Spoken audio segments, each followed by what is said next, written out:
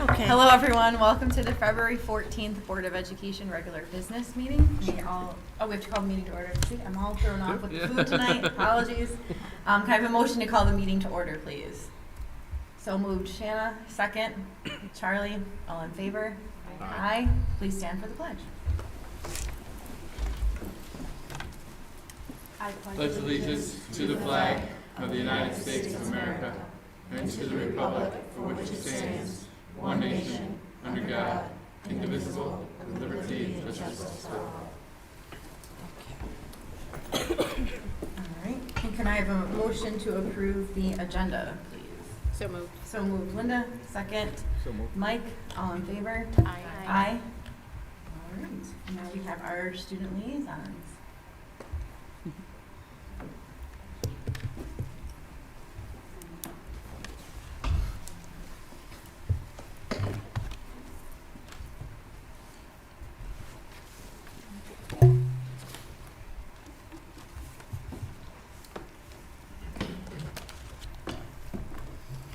Good evening and happy Valentine's Day. On February 4th, the Science Olympiad team was up bright and early on a bus to St. John Fisher University for their annual competition. The members of the team competed in various science-related events, spanning from biology tests to building wooden airplanes. They had been preparing for months, and some members walked home with multiple medals. Congratulations to Sydney B., Justin C., Yi J., Lance K., and Edward T. for placing in the top 6 for their events.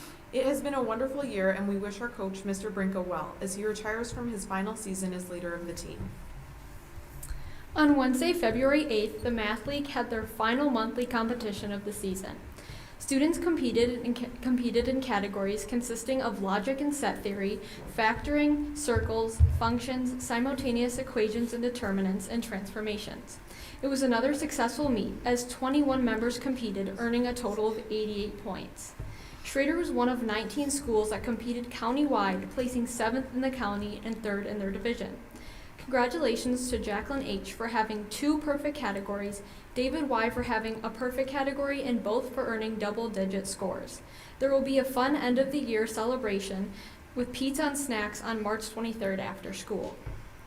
The girls' basketball team won their last regular season game over Hilton 64-54. Rhea W. led the team with 36 points and even broke a school record with 9 3-pointers. The team ended the regular season with a record of 19-1. Congratulations to Mariah W. and Bria W. as they both made the All-Greater Rochester team. We wish the girls the best of luck as they move on to sectionals. The boys' basketball team secured the title of the 2023 Monroe County Division II champs with their win over Gage Chili. Congratulations to both basketball teams with their impressive achievements this season. Despite the lack of snow, both the Nordic and Alpine ski teams competed in sectionals at Bristol. They all did an amazing job, and we could not be more proud. Congratulations to the wrestling team, as Jackson H. placed 3rd, Ryan S. placed 4th, and Liam T. placed 6th in all of Section V wrestling over the weekend. A final congratulations to all of Schrader's student athletes this winter season as it comes to a close. Love is in the air this Valentine's Day thanks to the Student Council and National Art Honor Society. The 2 clubs partnered for the 2nd year in a row for our annual Valentine's Day Crush and Rose sales. The Student Council handled sales, labeling, and sorting of Crush orange sodas, while the National Art Honor Society dealt with making, selling, and labeling beautiful paper roses. Both clubs came together today during 3rd block to deliver the goods all over the school. We look forward to this tradition every year and love to see students' reactions to receiving a crush and/or a rose. Tomorrow, Schrader students are coming together to celebrate Black History Month in our new presentation space in the library. The contributions and stories of Black Americans will be told through art, poetry, dance, music, dramatic interpretations, literature, and more. Everyone who has a free block, lunch, or study hall during 4th or 5th block is welcome to stop by and appreciate the cultural displays. Thank you to Mrs. Berardo for pitching the idea and organizing the talent showcase. We look forward to seeing a glimpse of the art, beauty, and emotion that characterizes Black History Month. Congratulations to Mr. Peck as he was chosen to present at the New York State Social Studies Conference in March. He will be presenting topics regarding belonging, learning, and disrupting harmful practices based on the ideals of Mr. Rogers. He will be using research he has been collecting from the Fred Rogers Institute in his archives at St. Vincent College in Latrobe, Pennsylvania. We wish him the best of luck. Congratulations to Schrader's cast and crew members of Mamma Mia for putting together a wonderful show. The performance was filled with groovy dancing and spectacular singing. We are so proud of all who performed last week. On another note, we look forward to the upcoming play Around the World in 80 Days. Auditions will be held on Tuesday, February 28th.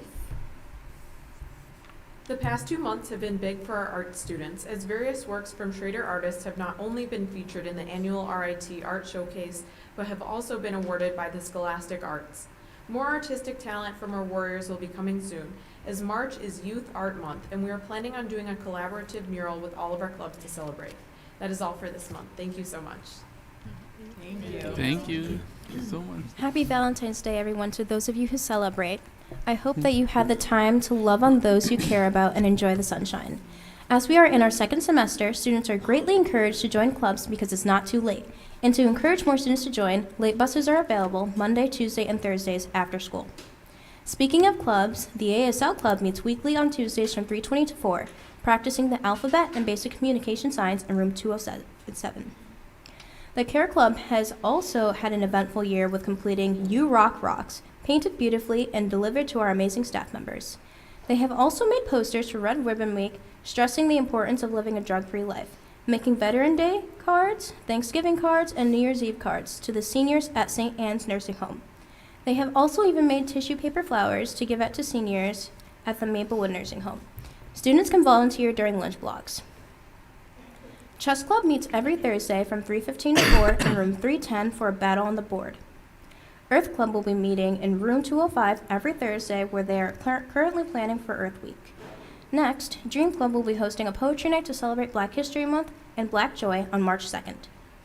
Student Council is also looking for fresh and new ideas for next year's Homecoming and Spirit Week, every Monday in Miss Nieves' room at 3:30 p.m.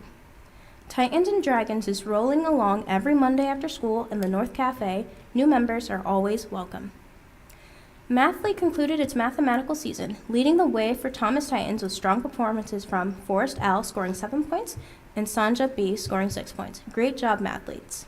The Science Olympiad is wrapping up their season. Congratulations to the following from last week's competition: Green Generation by Killian and Adam, Remote Sensing by Jenna D. and Taya, Bridge by Quentin and Rahir, Dynamic Planet by Rahir and Ellie S., Write It, Do It by Caroline and Marin, Detector Building by Quentin and Jenna D., Chem Lab by Jenna G. and Sanja, Cell Bio by Jenna G. and Sanja, and Remote Sensing by Matt and Ethan M. The class of 2026 is hosting a meeting in March for class officers for the next 3 years. The details of that meeting will be posted on our Google Classroom page and on the morning show with details on the meeting once we get closer. Attention senior parents. Jostens is coming to Thomas on Wednesday, March 1st, to speak with senior students about ordering their cap and gown for graduation. Ordering is only online. Other graduation-related items that will be available, such as graduation announcements and enhanced tassels, students will receive a packet to take home containing all the information needed for online ordering. And it takes place March 1st through March 12th. Save the date for senior parent meeting on March 1st at 6:30 p.m. in the auditorium. We are headed back to Camp Corey from June 2nd through the 4th. And also, congratulations to this month's Musicians of the Month. The following students are Kaylee L., Ava P., Lucas R., and Manbir S. Congrats, guys. And now from the athletic department. Titan wrestlers placed 4th in sectionals last Saturday and had 11 wrestlers qualify for the super sectional round this Saturday at SUNY Brockport. Congrats. The Titan track team competed at RIT Thursday evening. The highlight of the meeting was the 4x800 relay team, who broke the school record with a time of 8:14:80.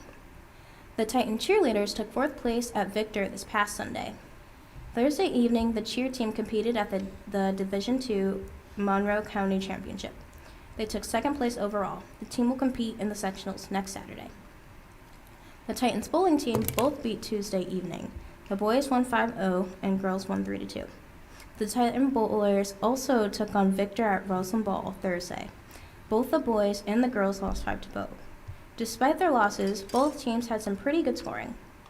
The Titans basketball team headed across the ridge last Friday to play Webster Central. They lost 55-50. The Titans were back in action Wednesday night as they traveled to West Henrietta. They won the game 64-40. Titans will play at Churchville Chi-Li Friday night at 7:15 p.m. The girls hosted Rush Henrietta Tuesday evening. They won 81-50. The Titans also hosted East High Thursday evening during senior night, and they won the game 72-37. The Titan hockey team traveled to Lakeshore Tuesday evening to take on Irondequoit. They won the game 1-0. The Titan played at the Rochester Ice Center Thursday facing Richter, and they lost 4-0 to a very good Victor team. The Titans will play at Lakeshore again this Saturday versus Aquinas, 7:45 p.m. Thank you for your time. Thank you. And happy Valentine's Day to all three of you. Thank you, girls.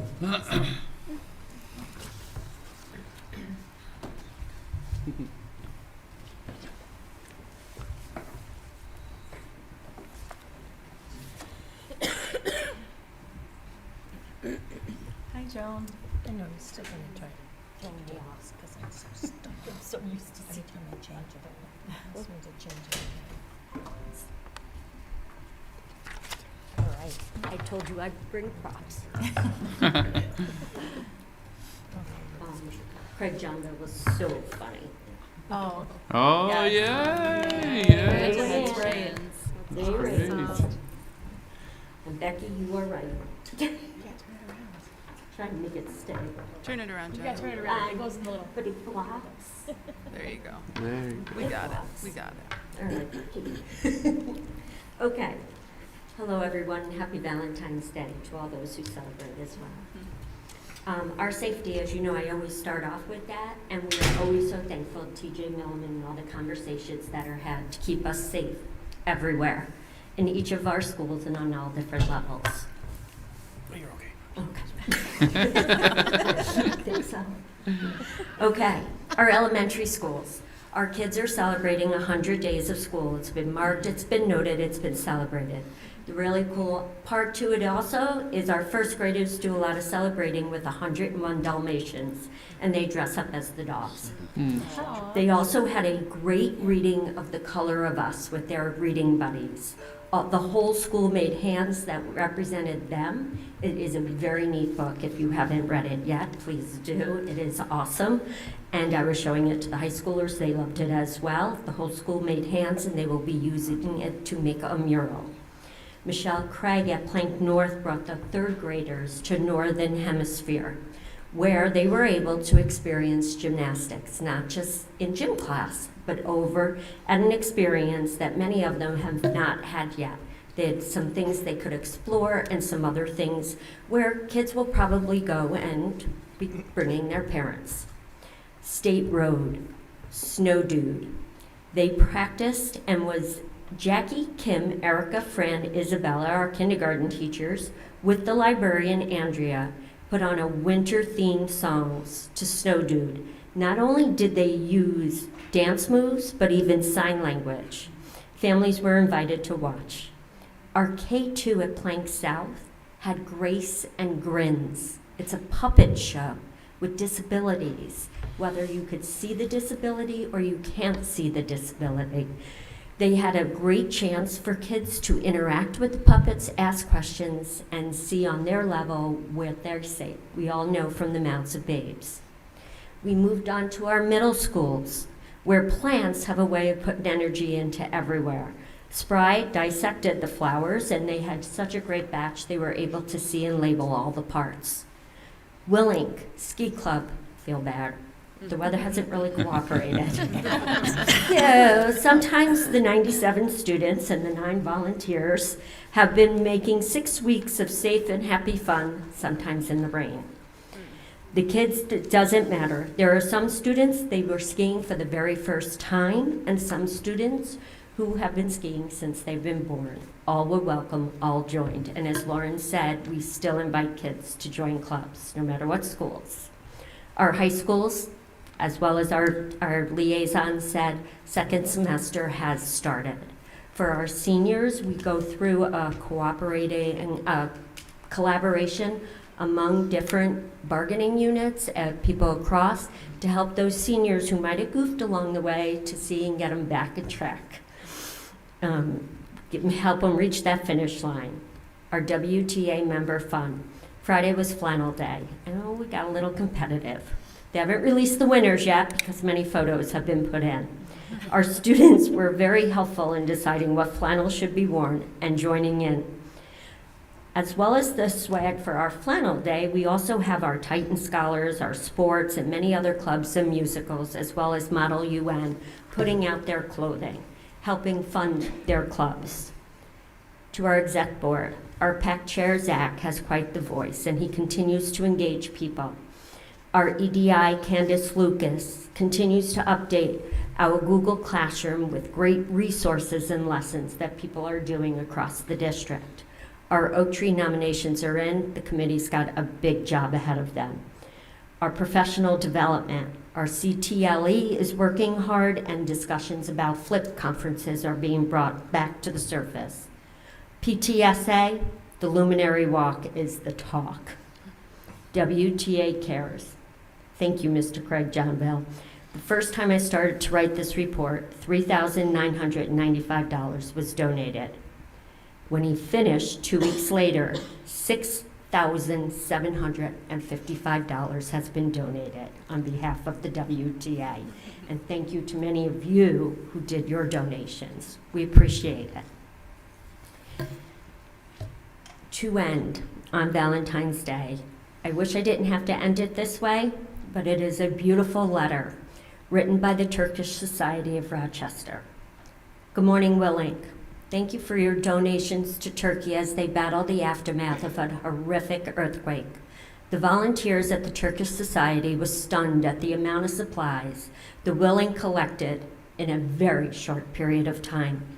Your contributions helped fill 2 cars of supplies, and the Turkish Society sent 4 trailers to New York City, thanks to you.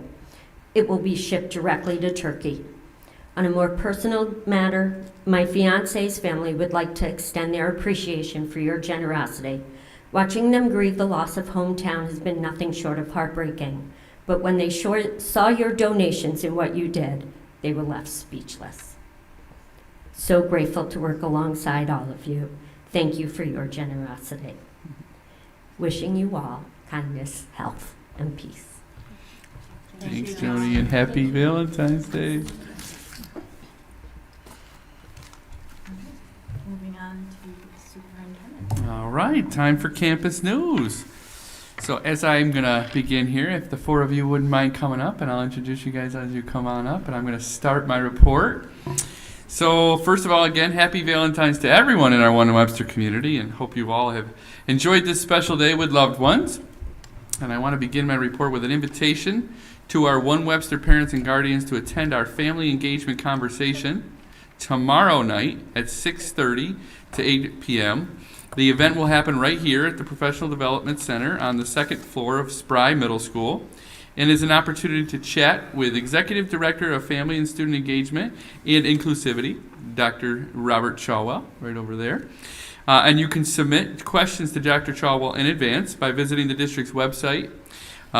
Click on the website's news section at websterschools.org, or you can also submit those as you arrive. But if you can't attend in person, you're also welcome to watch it via live stream on the district's website at websterschools.org/family engagement. All right, and now to our campus news, and we have 4 wonderful guests that are joining us today. We have from our GOAL program, our administrator, Rebecca Safe. We have from Clem South Elementary, our principal, Martha End. And we have from our transportation department, our 2 leaders of transportation, Joe Pastoka and Renee Reagan. Welcome to all of you. And I'm going to turn things over, I think, to Martha first to begin our presentation.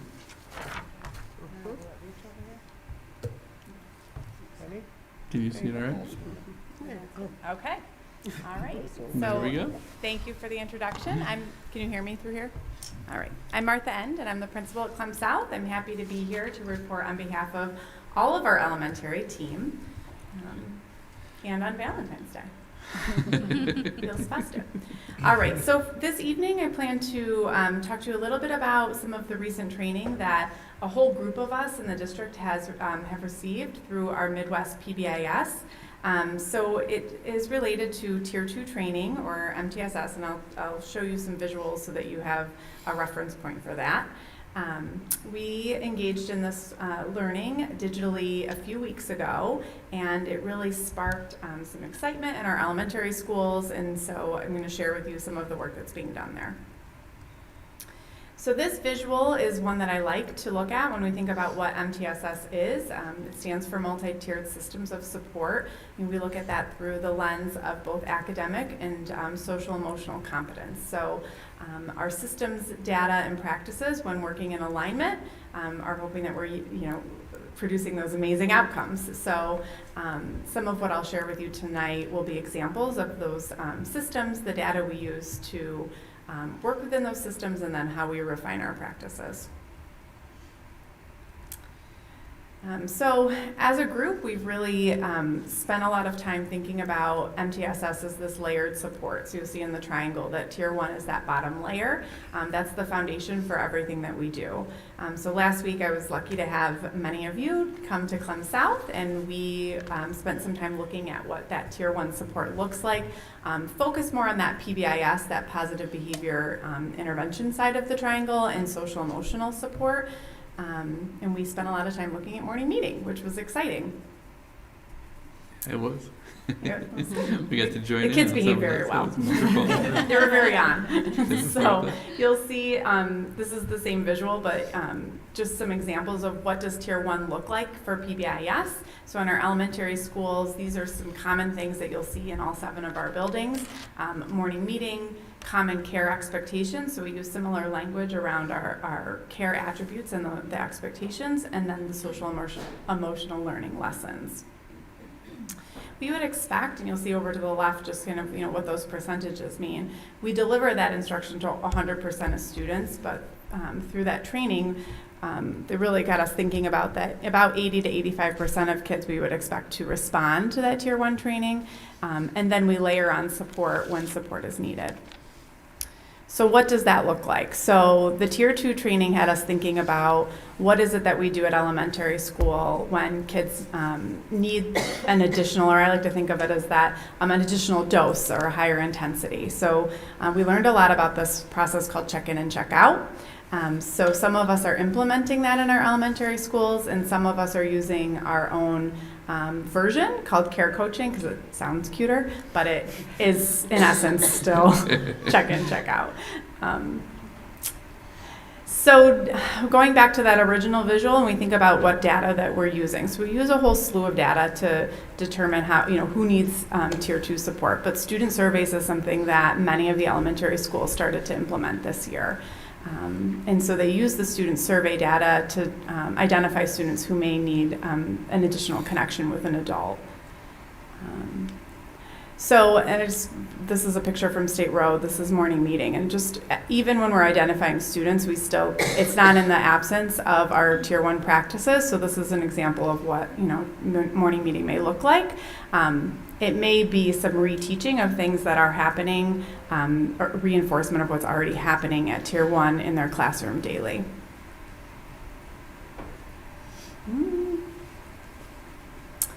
So this is an example from Plank South. They call it Belonging Buddies, and who they use their student survey data to identify students, and they connected them with adults. And it's really about establishing that positive relationship and reinforcing our care expectations. And then this is at Plank North. This is an example of just what a check-in, check-out, or a sheet would look like when the child meets with their caring adult. So this was something we learned more about at the training, and just how to refine this system to help support students. And at Clem North and Clem South, we like to think of ourselves as a campus, so we do things similarly, so we call it care coaching. And I wanted to just bring to light that this is really in connection with our second goal around climate and culture. So this is work connected to that, and so there's the goal there. And you just can't have a February presentation for the elementary without showing some cute pictures from the 100th day of school. So these are some adorable children at DeWitt celebrating their 100th day. It doesn't tie into what I was sharing, but I thought you'd want to see them. Well played, well played. That's perfect. And happy Valentine's Day. Have a Thank you, wonderful night. Martha. That was great.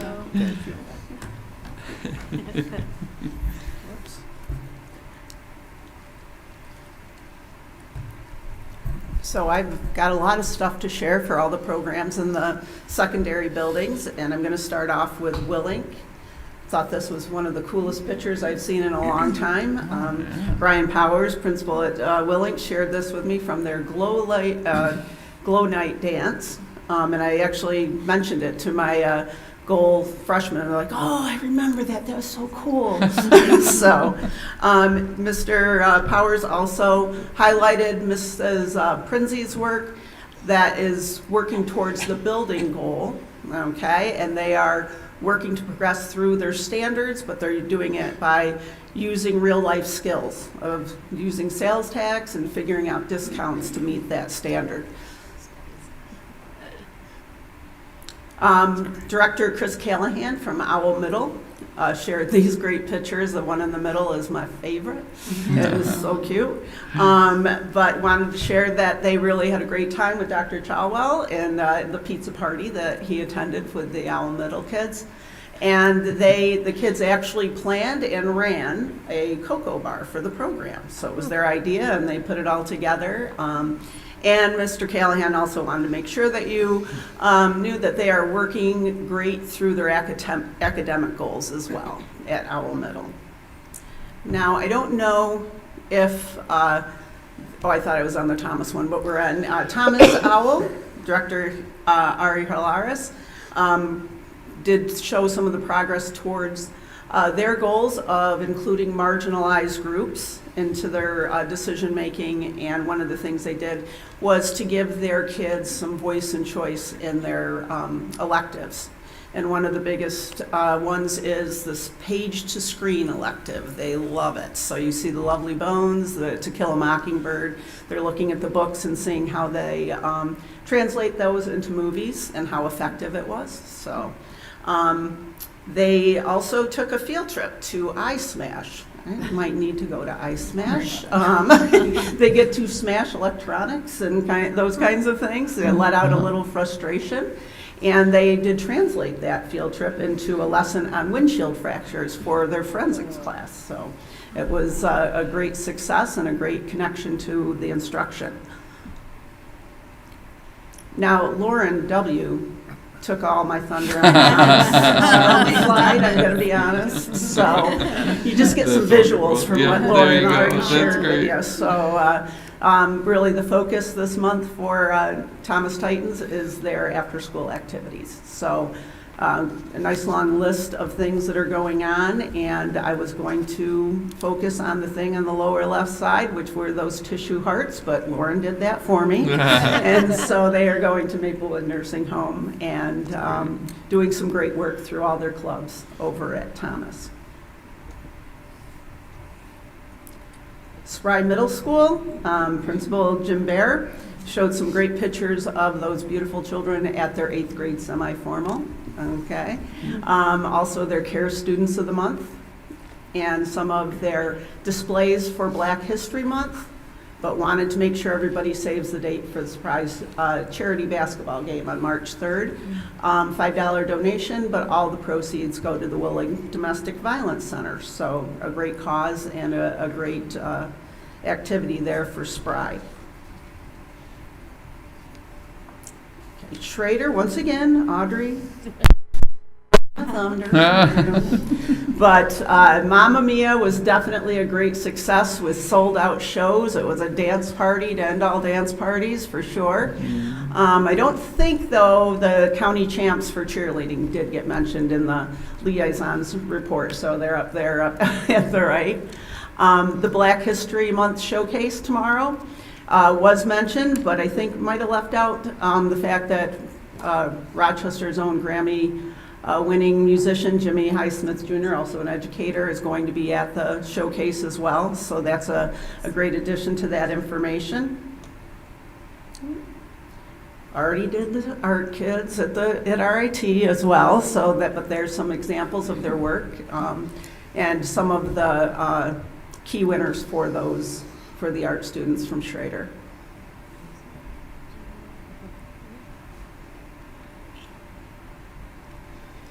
So one of the things Paul Benz wanted to make sure we highlighted was the FBLA. It is a combined program or club, but they competed at Bryan and Stratton, and the first and second place finishers are going to go to the state competition. They were very successful, as well as a new group at Schrader that's being facilitated by Nicole Berardo-Nitsch and her intern, Diamond Fling. It's the Schrader's Young Women's Empowerment Group.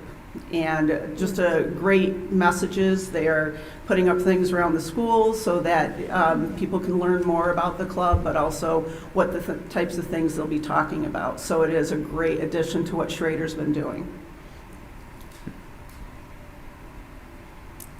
Okay, this is me. I have more things. Yeah, nobody put my daughter. I try to add as many as I can possibly add. But, as everybody knows, I think Goal is pretty great. So there's always great things happening at Goal. Our 10th graders visited EMCC to look at the vocational programs that they might want to participate in next year and in their senior year, and came back pretty excited. One kid was so excited he actually got to weld while he was over at EMCC and was showing everybody his weld. Our juniors in Goal took their English Regents in January. Very, very proud of the results. I'm just going to throw out a few of the scores for everybody. Some of the board members who visited Goal last week, I already heard them, but I have to say them again. 97, 95, 95, 89, 84. I mean, that we only had one kid that's going through a lot that didn't make it through. So it was pretty incredible, and Dave Clare is an exemplary teacher. He is just outstanding. And so I'm very proud of the kids and very proud of Mr. Clare. Over to the left, you can see our seniors at the Strong Museum of Play.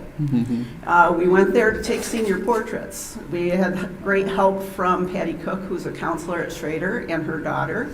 They actually got us the tickets. We got to go into the butterfly garden and through the museum, and we took the kids' portraits. Jack M. down at the bottom next to the snowman. I don't know if I've ever seen him smile, so that's halfway there, and it's great. But they had fun. They got on the carousel, they went in the butterfly garden, and they just had a great time. And it was, there's only 4 of them, so it's pretty incredible. They're a pretty tight-knit group, and we just all had a lot of fun while we were there. And then we had our visit from the board on Friday, learning walk through Goal, visited 3 classrooms. I want to thank the board members who were able to be there, and they got to visit 3 different classes. They visited Algebra 1, 11th grade English, ELA 11, which is interesting because they get a lot more. One of the words I used for Thomas L was voice and choice, but when they get to take the Regents in January and are successful, that's the outcome. They still have to meet standards, but they get more voice and choice in what they are doing. And so they were working on a storyboard, and they're going to make a movie out of their story, and the board got to join in on that activity.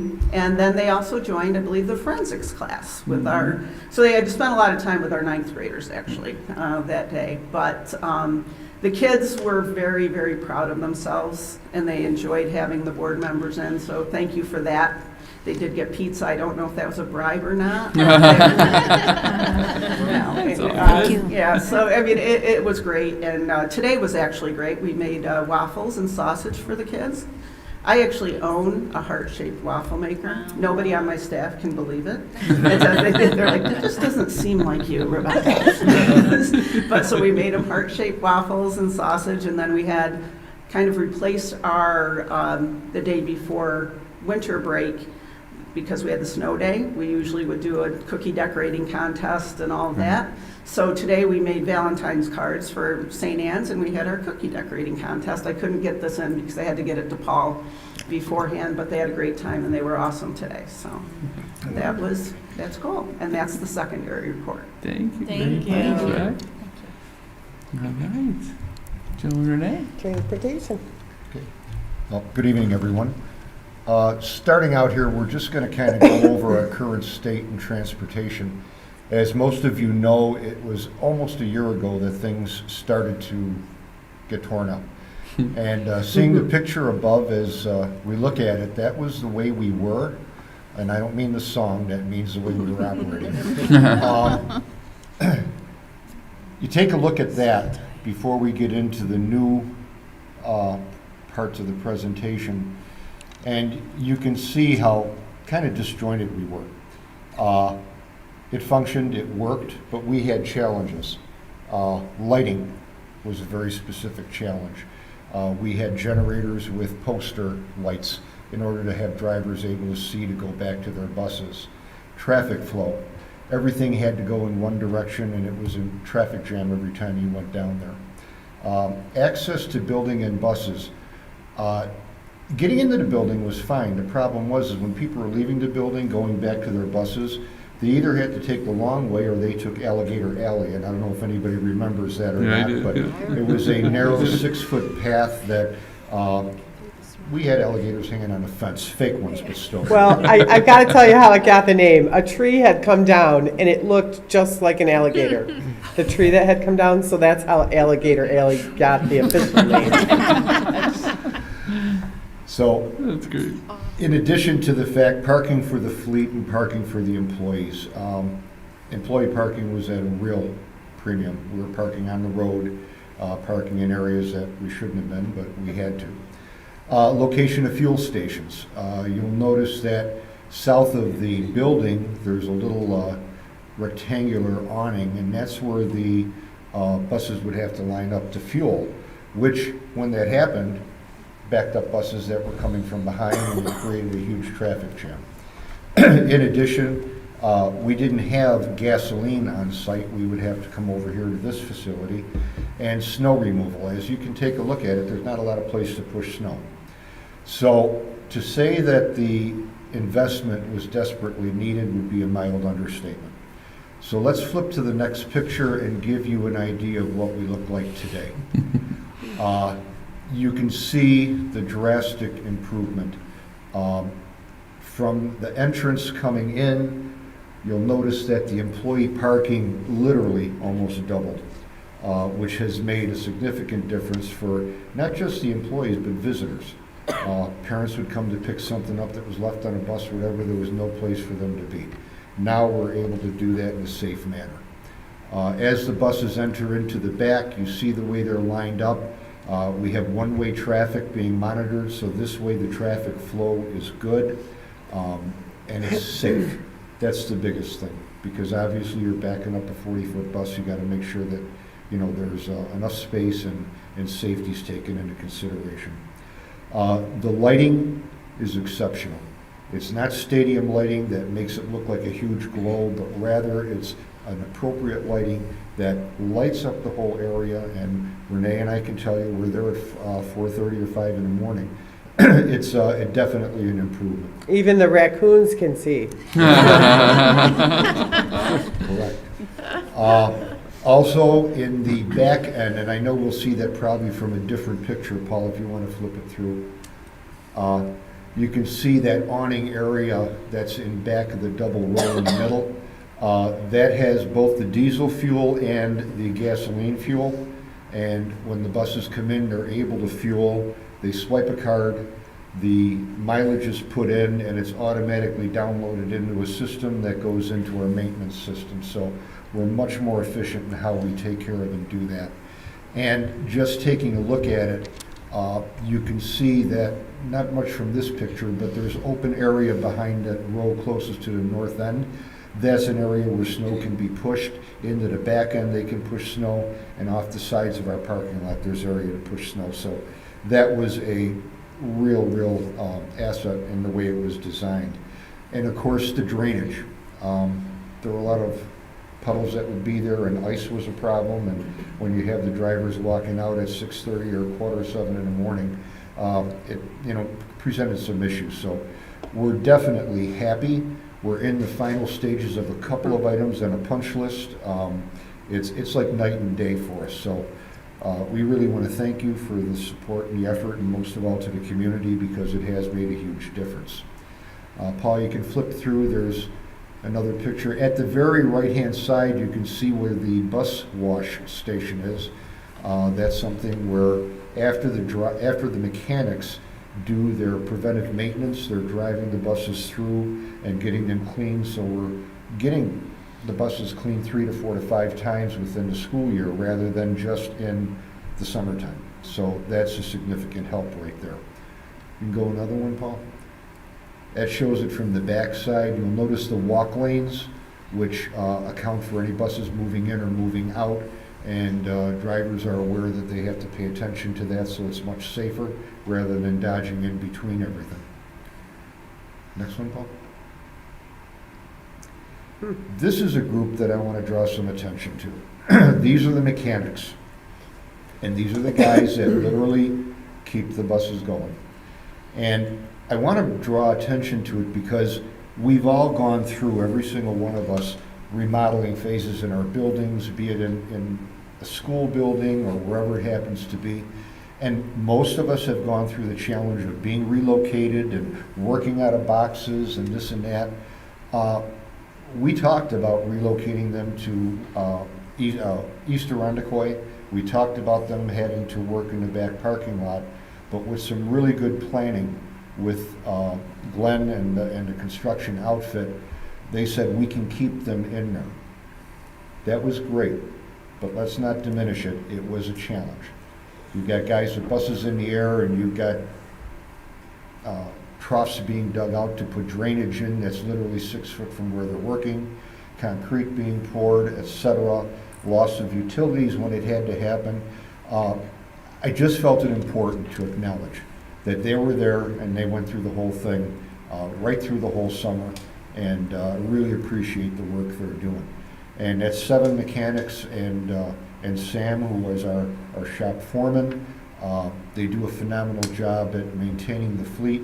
So with their picture there, I just want to yell out a kudos to those guys and thank them for all their efforts. Okay? Last photo. Now, we've always said a 0 has no value, but in this case it does, okay? This is a report that is a bus inspection system operator profile. Real fancy name, but basically the report card for how well we do in a shop, okay? If you look at the printing on the bottom, you'll see passed with no defects, no reason to pull a bus off the road, no reason to decommission a bus. Every inspection got through at 100% rate. The zeros on the top show out of service rate, which means we had no buses that were pulled out of service. That's a pretty good tribute to these guys working under what they did. We'll have another one coming out again, and we'll make sure that the board has access to see what's going on with it. And the guys have done a wonderful job. Okay, and on to Renee. Okay, I'm going to talk about a couple new systems and equipment that we have at the department. We recently put in a new radio communication. It's with the Monroe County Center, working out great for us. We've eliminated dead spots where we would have no communication with drivers. We also have the ability to communicate with the buildings and security, so it's been very beneficial to the department. We also have GPS installed on all of our buses. That's been a huge plus for us.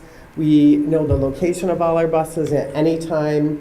We know when our warning lights are activated, the doors are open. Been very helpful communicating with parents in that aspect, letting them know, what time the bus was there and yes, your child's on the bus, that kind of thing. So very excited about that. We had 3 drivers come aboard within the last month, went through our trainings program, passed their road test. Very excited about that. I want to give a big thank you to our head bus drivers and shop for helping us get kids to and from school on a daily basis on challenges that we come across. on pretty much any given day. You never know when that day is coming. So just a big thank you to them. Last but not least, very excited, we will start routing for 23-24 next week. So we're very excited about that. We're ready to go. It's crazy how fast And it's that's going. what I have for you tonight. Oh my Thank you. goodness. Well, thank you to all three of you. I'll finish my report here then. Actually, I think I'll skip right to the end here where it's just a scheduling reminder for our families that next week is February break. I know some people are upset about that, but it's also, I think it's a good opportunity for a break and recharging some batteries. But it begins next Monday, President's Day, February 20th through Friday, February 24th. And I hope our students enjoy the time off, and we look forward to welcoming them back to school on Monday, February 27th. Thank you again to all four of you, and that now ends my report. Thank you. Nice job, guys.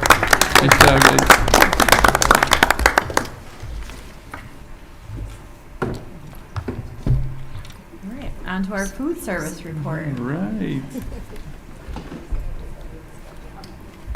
We should start off by thanking you for a lovely dinner. Oh. Whether it's faux or pho or however we say it, right, Charlie? It was delicious. So thank It you was so wonderful. much for everyone's hard work and feeding us tonight. Since I really don't know what the right way to pronounce it, I just call it build your own soup. It was build your own soup, and it was delicious. So thank you.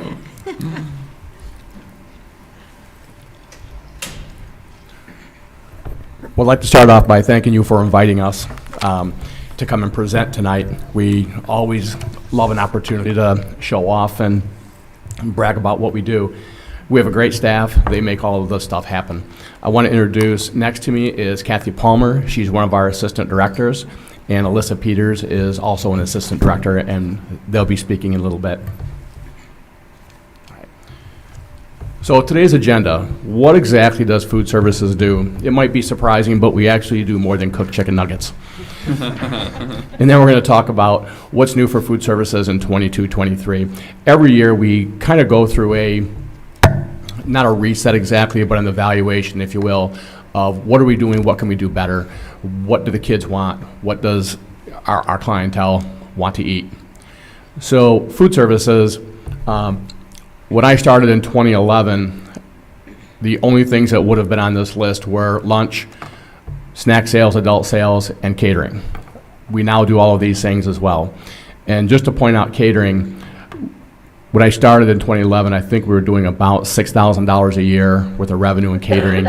We're now doing over $100,000 a year and over 200 events, which, to put that in perspective, is more days than there are at school. So we are very busy during the summer and breaks even for catering. But we now have breakfast, and that includes Wonder Care, lunch. We support the UPK and OWL programs, 1211 cafeteria support, and what that means is we have several students that they're trying to learn some different skills, and they're holding classes in the cafeteria. So we support that. We give them opportunities to work and learn a skill so that when they leave. In addition to that, I'm working with one of our vendors, Curricular Vending, and they have some possible opportunities for our students because the way their system is, it's a conveyor type system. So as long as you're not colorblind and you can see the numbers, then the tote rolls along. They just have to go and pick the number of items out of that bin. So I'm actively working to secure a job for one of our students right now, and it might be down the road, an opportunity for even more of our students to work. So it may turn out to be a great partnership for us. We have an after-school snack program now. We do Wonder Days, which means the days that there are no school, the kids are here and they still need to eat. We do adult sales. We talked about catering, even off-site. Sometimes those off-sites have included Watkins Glen and a variety of places. We do concessions for both high schools. We have a greenhouse. I haven't been able to find any other school district that has a greenhouse the way we do. Other districts have greenhouses, but not the size that we have and not the model that we're working with, in that we turn all the food right back to feeding the kids. We take care of the senior and summer breakfasts, and Kathy here, she'll talk more about this in a minute, but she is basically our district Instacart. Okay, so back to school. Obviously, that was trying to return to pre-COVID operations. The difficulty was trying to remember what pre-COVID operations were. But what we wanted to do this year was get more staff involvement in the menu planning. When I sit with the cook managers, we'll have a problem that we need to solve. And often I just look around the room and I say, you know, if you add it up, we have over 200 years of experience. We should be able to solve whatever this problem is. And they do a great job. As you saw, our two ladies that were working here today, Gayla Leisman, who is the cook manager here at Spry, and Sherry Willis is the cook manager at Schrader. She also handles the Schrader concession side. They do a fantastic job and are always willing to jump in and help and come up with new products and ideas and help get these things done. We want to do more merchandising. I'm working to try and develop some Webster unique artwork that might take the form of vegetables that are maybe superheroes, but something that's unique to Webster, not so much a canned product that we buy, because we also do have a few artists in our on our team. So we want to utilize, you know, them to develop something specific for Webster. We've revamped our website, and I'm going to come back to that in just a moment. We revamped it to align with the district's format, less clicking, more get to what you're looking for in 2 clicks, 3 clicks tops, because people get tired and they just get tired of all the clicking and looking for things and they get frustrated. So we try to align our site to look more like what the district has been doing. And then we've added online training for our staff. Much like the district has online training, we have USDA requirements for training, and so we're doing a lot of that online now too, mainly for the ease of the staff. I'd like to take a minute, if I can, to talk about the website. First, I'm going to show you ours. And one of the things I really appreciate about technology, our technology department, is that they can track the clicks. So they know that food services is one of the most clicked on, is one of the most frequented sites. And so they put us right on the front page of the website. So if I want to see the menus, I can click here and I can pick my school. Now all of the elementaries are the same menu, but it's just the way this software works. I do kind of like it because I think it gives the students a little bit of a sense of ownership and pride because they see their school up here. But if we just pick DeWitt, for example, click on it, we see our menu. We see that, we've got the menu. We offer things on a daily basis. We also have it here so that people can see what the allergens are. So for example, if milk was an allergen, they could click on that and it will wipe out, well, not wipe out exactly, but it'll draw a red line and change the font to red for everything that has milk in it. So they can check. If they have a peanut allergy, they can grab that as well. So that's there available for them. They can also flip either to the previous month or the next month that they'd like to. So that information is there for them. Oh, it finally worked, thank you. It didn't seem to be working very well on my laptop earlier today, but when you hover over items, it does pull up, you know, all the nutrition information so that parents can see that, nurses can see that. Also, what it'll do for you is, I just lost it. Click those 3, go back up. The 3 lines on the left. Oh, gotcha. Okay, disappeared on me. Okay, so this would be what parents would see when they first log in. Now, if they want more information about the item, they can click on this Let's Add It Up feature. And so you can pick the items that you want to see, and you can click meat breakfast sandwich, for example. So that shows us how many calories, how many carbs, and how many fat is there if you were to eat the whole item. If you decide to only eat 3/4 of it, it's going to drop it down and it will make the adjustments as you see on the sides. If you want to see all the nutritional information for the item, it gives you that as well. But this is just information that's there for people, and they can scroll to the bottom, and it's not showing up so good on my laptop for some reason. But there's a feature right here that says Add It Up, and you can search for items to find out what the data is regarding that item. So that's what we do here in Webster, and we try to do all these things for people's convenience. I'm not poking at anybody, but I'm going to show you a couple other districts around the county. So this one is Fairport, I believe. If we go to their lunch menus, you can see it's not quite so simple, but you find the menu, and this is what you get, but there's zero nutritional information available to you. And then for what reason, I don't know, but she only does her menus in 2-week increments. I don't personally understand it, but it's what they do. And I think this might actually be Penfield, I'm sorry. Then Fairport, this is Fairport. Whoops. Where is their menus? Down further.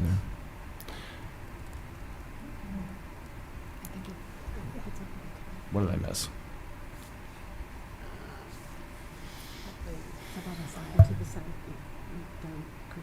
Was this Oh, I got it. Okay. I had this keyed up earlier, so I didn't think I was going to need to do that. This is just a pet peeve of mine, but anytime I have to click on something and it takes me to a Google Drive, it just kind of it's kind of annoying. But so this is what I mean by, so this is the item or the menu for Fairport. Again, they have their menu, but there's zero nutritional data here to look at. So that's just a view, and everybody does their menus for the reasons that they do them. But we're trying to give people as much information as we possibly can. We're going to keep going. Okay. So new for 22-23, we do have 2 new assistant directors, which I just mentioned, Kathy and Alyssa. We saw an end to universal free meals, which is pretty dramatic to schools. The School Nutrition Association is pushing Congress for universal free meals. We're no longer sending breakfast home with the elementary students. We're also tackling the New York State ban on foam, which is a challenge, but what we've done to address that is instead of now buying paper products, which still go to the landfill just like the foam does, and it triples the cost of what we need to spend, we've gone to a variety of options. You may, if you've been in schools, you may have seen red baskets that are lined with wax paper. You may have seen flat trays. You've probably seen about 6 different versions. And the reason we've done that is because, one, we want to keep our costs down, but also we want to give schools a little bit of flexibility in determining what works best at your school. It may seem like it should work, but people have their reasons for wanting to do things a certain way, and we want to give them that flexibility. So we just don't want to spend triple for the same product. So that's how we are handling. And the state legislature in their budget is including universal free. I'm not sure how that's going to pan out, but we're crossing our fingers. Oops.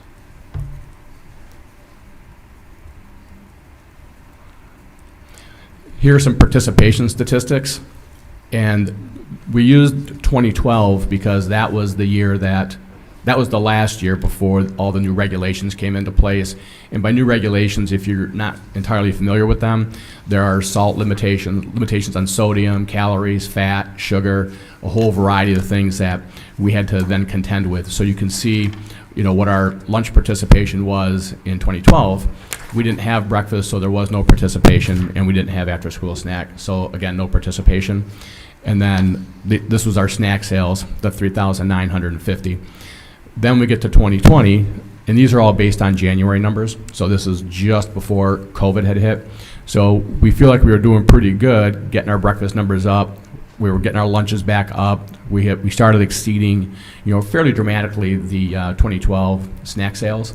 Some of that certainly is due to maybe price increases, but we really try to hold our prices down as much as we can for the kids. We don't raise prices, well, hardly ever if we can avoid it. In fact, we haven't raised our lunch prices for probably 3 years. 2022, COVID year, that's why it's highlighted. You can see that breakfast, lunch, that's when we had universal free, and you can see that people were really taking advantage of that.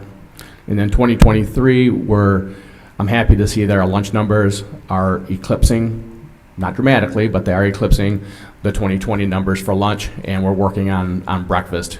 And even our snack sales are higher than the 2012 numbers. So we're working on those as well. But I think it's important to have a little bit of perspective with these. This is some free and reduced data. You can see that numbers have steadily increased. Some of that increased with the regulations because they started making more people that qualified for Medicaid free. So some of it is that, but also some of it is the economics, but also some of it is we're using now the student database Infinite Campus, which we've always had, but there's a model in there that we can actually do our free and reduced applications. It's all online. Parents can apply online, they get their answers immediately, and Eric Blask has done a great job with refining the tools in Infinite Campus to find more kids that qualify. And that may sound weird, but if one child in a household qualifies, all the children in the household qualify. The software we were using before was a very manually driven process, and literally, because if it's still the same, it was 19 zip codes that we were pulling kids out of. And I would sit there and click no, no, no for matches. So it was and I would pick up some kids doing that, but it was very time consuming. And so Eric has worked with this, and it's going much faster, and I think we're picking up substantially more kids, which is tied to money to the district. So I think that's a great thing.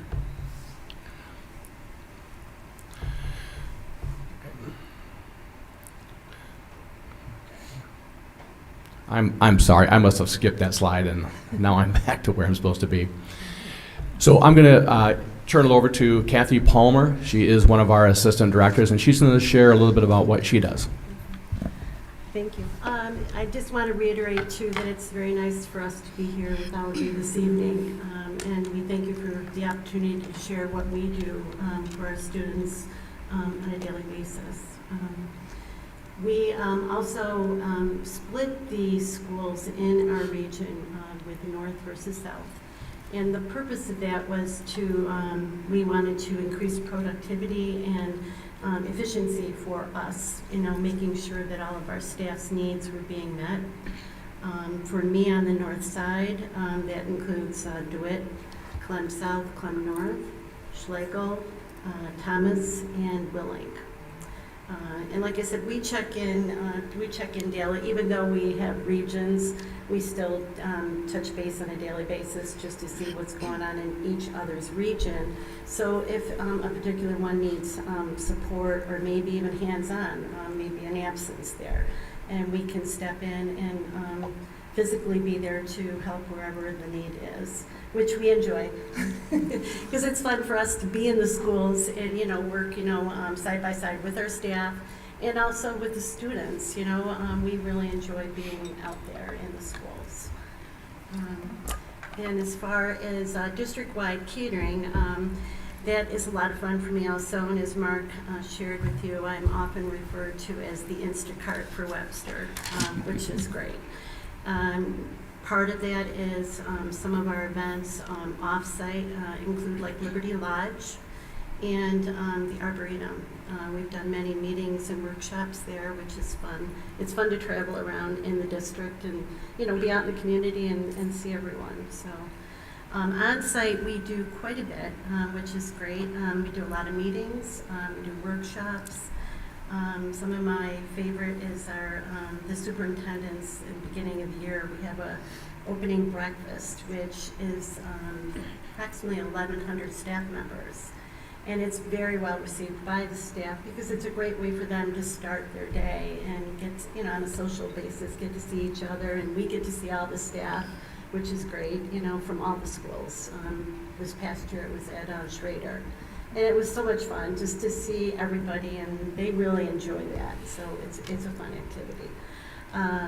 One of the ones that we do the SUMA and senior breakfast at both high schools, and that is a fun event.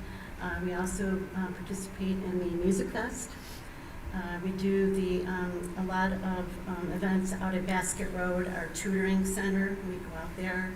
And one of the favorite ones this past 2 years has been our coffee carts with Brian and the board members, and it's really a lot of fun because very well received.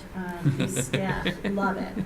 It's an opportunity to have, a cup of coffee, hot chocolate tea, and a cookie, and be able to visit with staff members and just thank them again for everything that they're doing at all their individual schools. We also go to transportation, B&G, technology, food service. So it's a really fun event for us.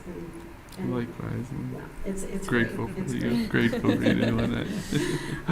And also too, I do a lot with classroom activities, our math and science groups. They'll do activities within their programs, and so I get to go out and buy whatever, whether it's black beans or baking soda and vinegar and all kinds of things. So it's fun. I get to see. It gives me an idea of what's going on at those individual schools. So I enjoy that. I also work I coordinate with the Wonder Care and UPK programs.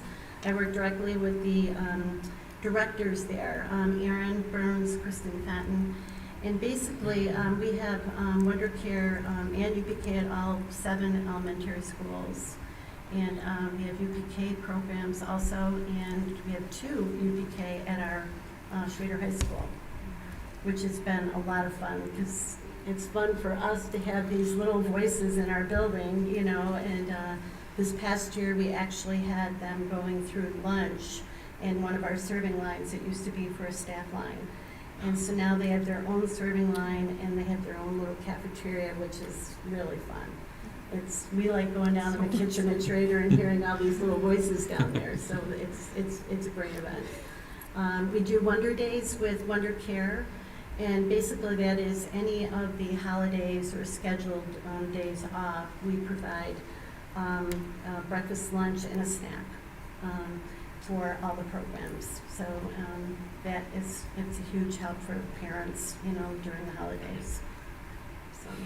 So probably the last one I have on my agenda here is I am the main liaison for our vendor for our grocery is Palmer Foods, which is actually the vendor for all of Monroe County schools.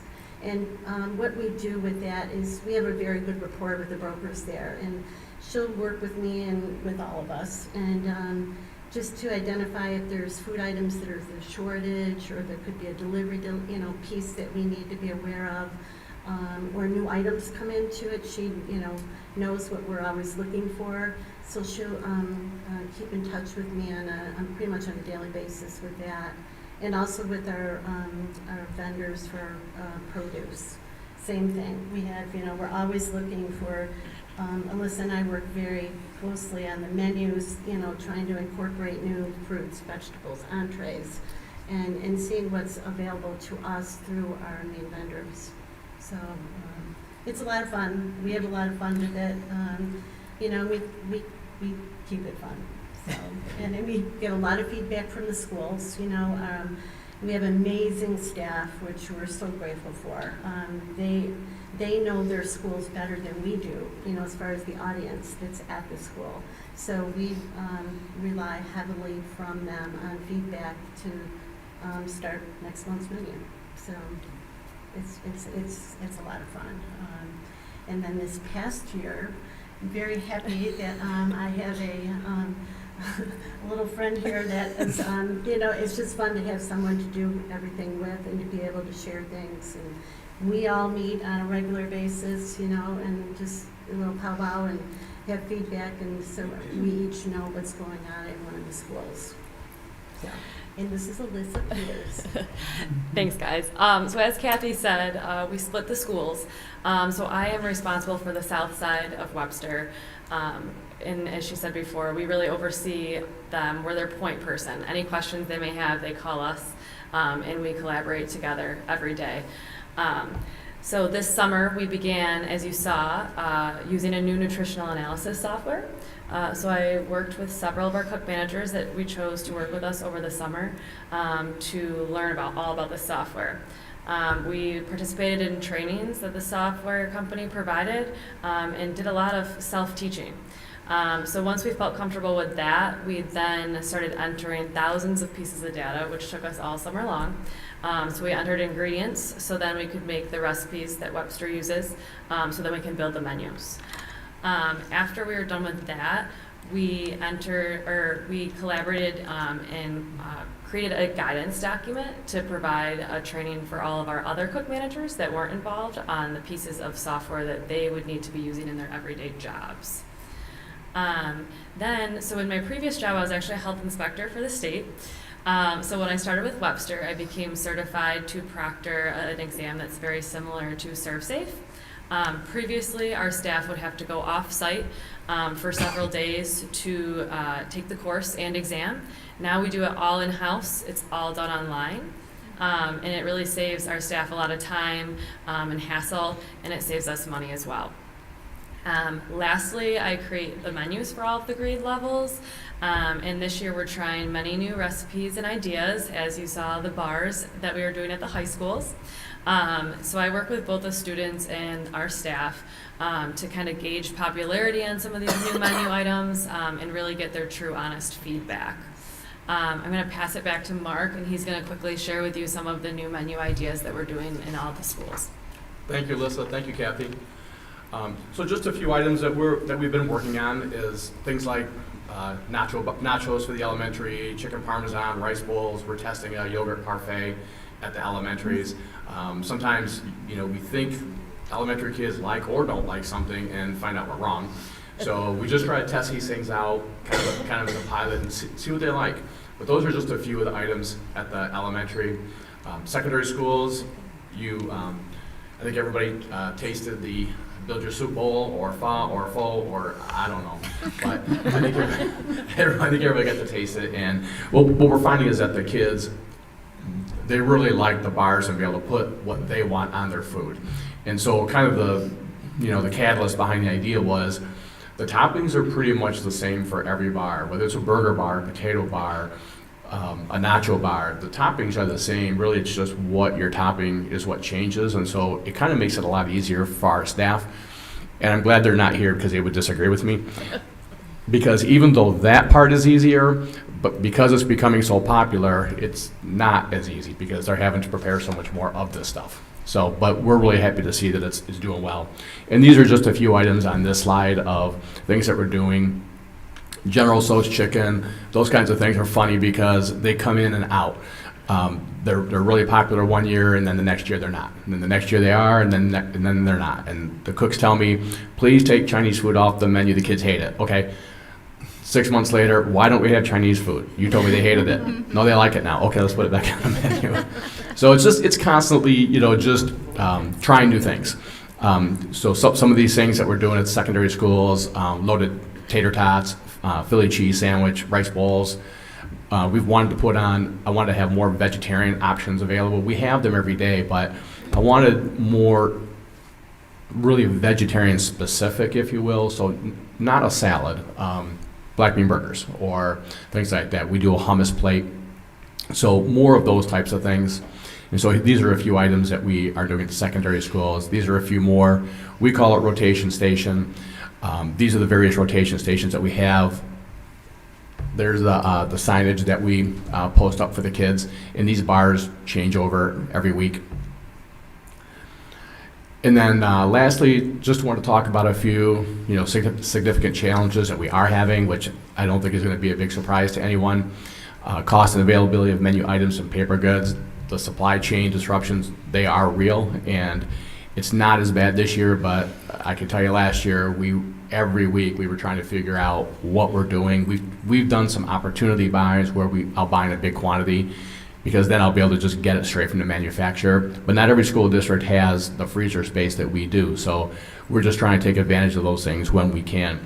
And when we talk about labor costs and supply costs, it doesn't just affect us, it affects our vendors as well. So we're paying people more to maintain our labor force, but they have to do the same thing, and unfortunately that's not free. There is a cost to it. Manufacturers discontinuing items, sometimes what they're finding is that it just isn't beneficial to them to sell to schools. And we're having that problem with bidders as well, or I should say vendors bidding on our contracts. In the past, we used to have 3 or 4 companies bid on milk and bread and groceries, and now what we're finding is we have one. So the leverage that we used to enjoy with our vendors, we're seeing that kind of dry up. And that can become a big problem if nobody wants to bid on bread. And then I mentioned this twice, the New York State banning the use of foam, and then they're banning certain chemicals in paper products. That's putting a crimp into our operations.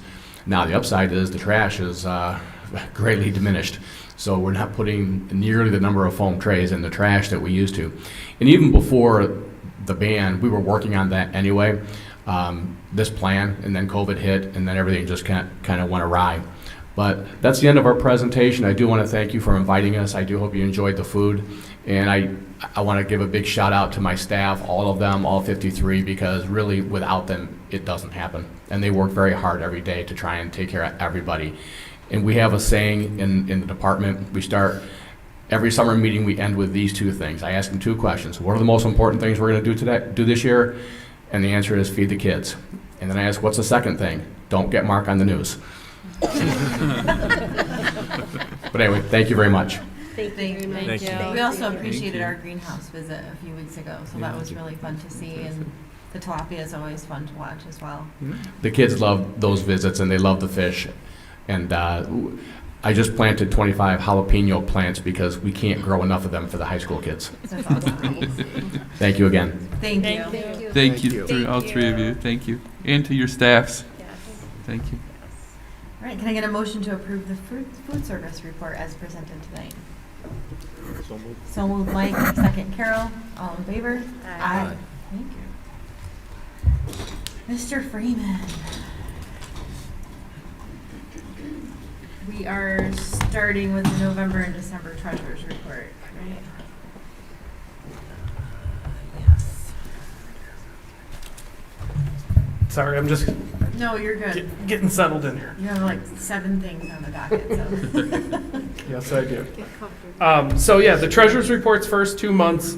Just want to highlight just the investments are increasing. Notice that's one common thing for these 2. You see the rates, just trying to practice some short-term investing because we know rates keep going up, so we don't want to lock things in for too long to be able to take advantage of those. So any other questions on the treasurer's reports? All right. Motion to approve November and December treasurer's reports as presented. So moved. So moved, Jen. Second, Linda. All in favor? Aye. Aye. All right, budget season is officially upon us. So first up is just a little debrief on the thought exchange for everybody, which lives currently on the district website under the budget page under the business department. So big shout out to Joe Montemero, who helps us with our thought exchanges and helping put this together with me. So we asked one question this year, just one question thought exchange. What are the most important things to consider as we begin to plan for our upcoming budget? So that was the one question. This is the second year that we have done it. So we did something a little different this year in how we set up the thought exchange. We first of all included staff. We signed it out to staff. Last year was just community members, which would cover both, but this year we did a separate shout out to staff and then to the community as well. One of the learnings from this is that we probably won't do again that we found out is we created 8 different groups. Those 8 groups didn't look at each other per se. So it's kind of like when they starred, as you'll see, they were only starring within their group. So we tried it. We don't think it was as effective. So we're going to change that for the next time. So it's a learning that came out of this. So as you can see, the largest group to participate were parents of elementary students with 182, about 24% of it. And then the largest staff member group was staff member without students on the breakdown there. And staff members, not necessarily community members. Correct. Staff in general. Yep. theoretically, we could have created a scenario where you've gone in as a staff member and then also as a community member, because they were two different leagues.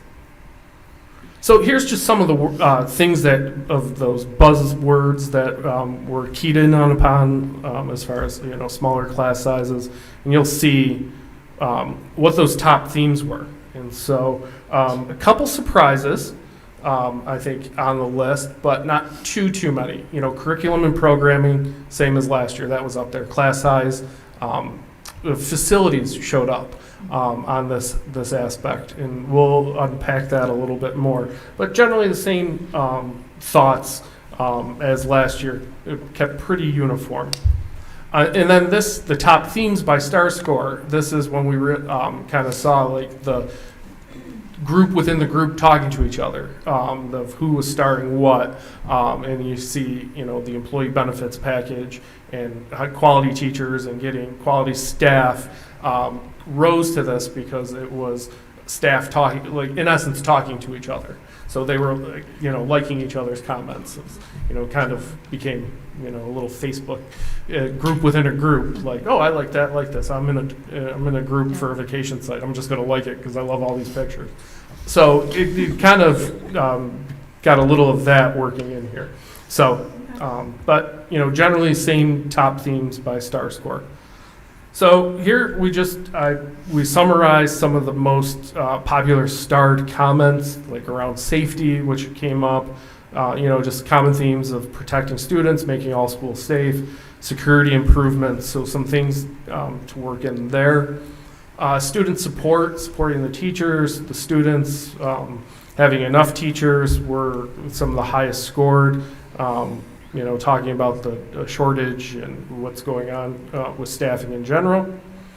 Class size was also one that these were the top 3 comments as far as being scored. Smaller class sizes in student support services, and small class sizes. So that was again very similar to last year. Another common theme on the small class sizes.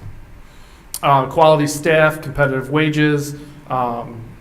See a little bit more specific to staff coming in here with cost of living, and keeping and recruiting quality teachers also came through as high starred comments. Curriculum and programming as well, preparation for post-graduation as a priority, academic challenge. Very common to last year. Academics was a very large theme last year, and it came through again this year. Nothing overly specific, just like last year, but very common themes of people touching on academic programming in one way or another.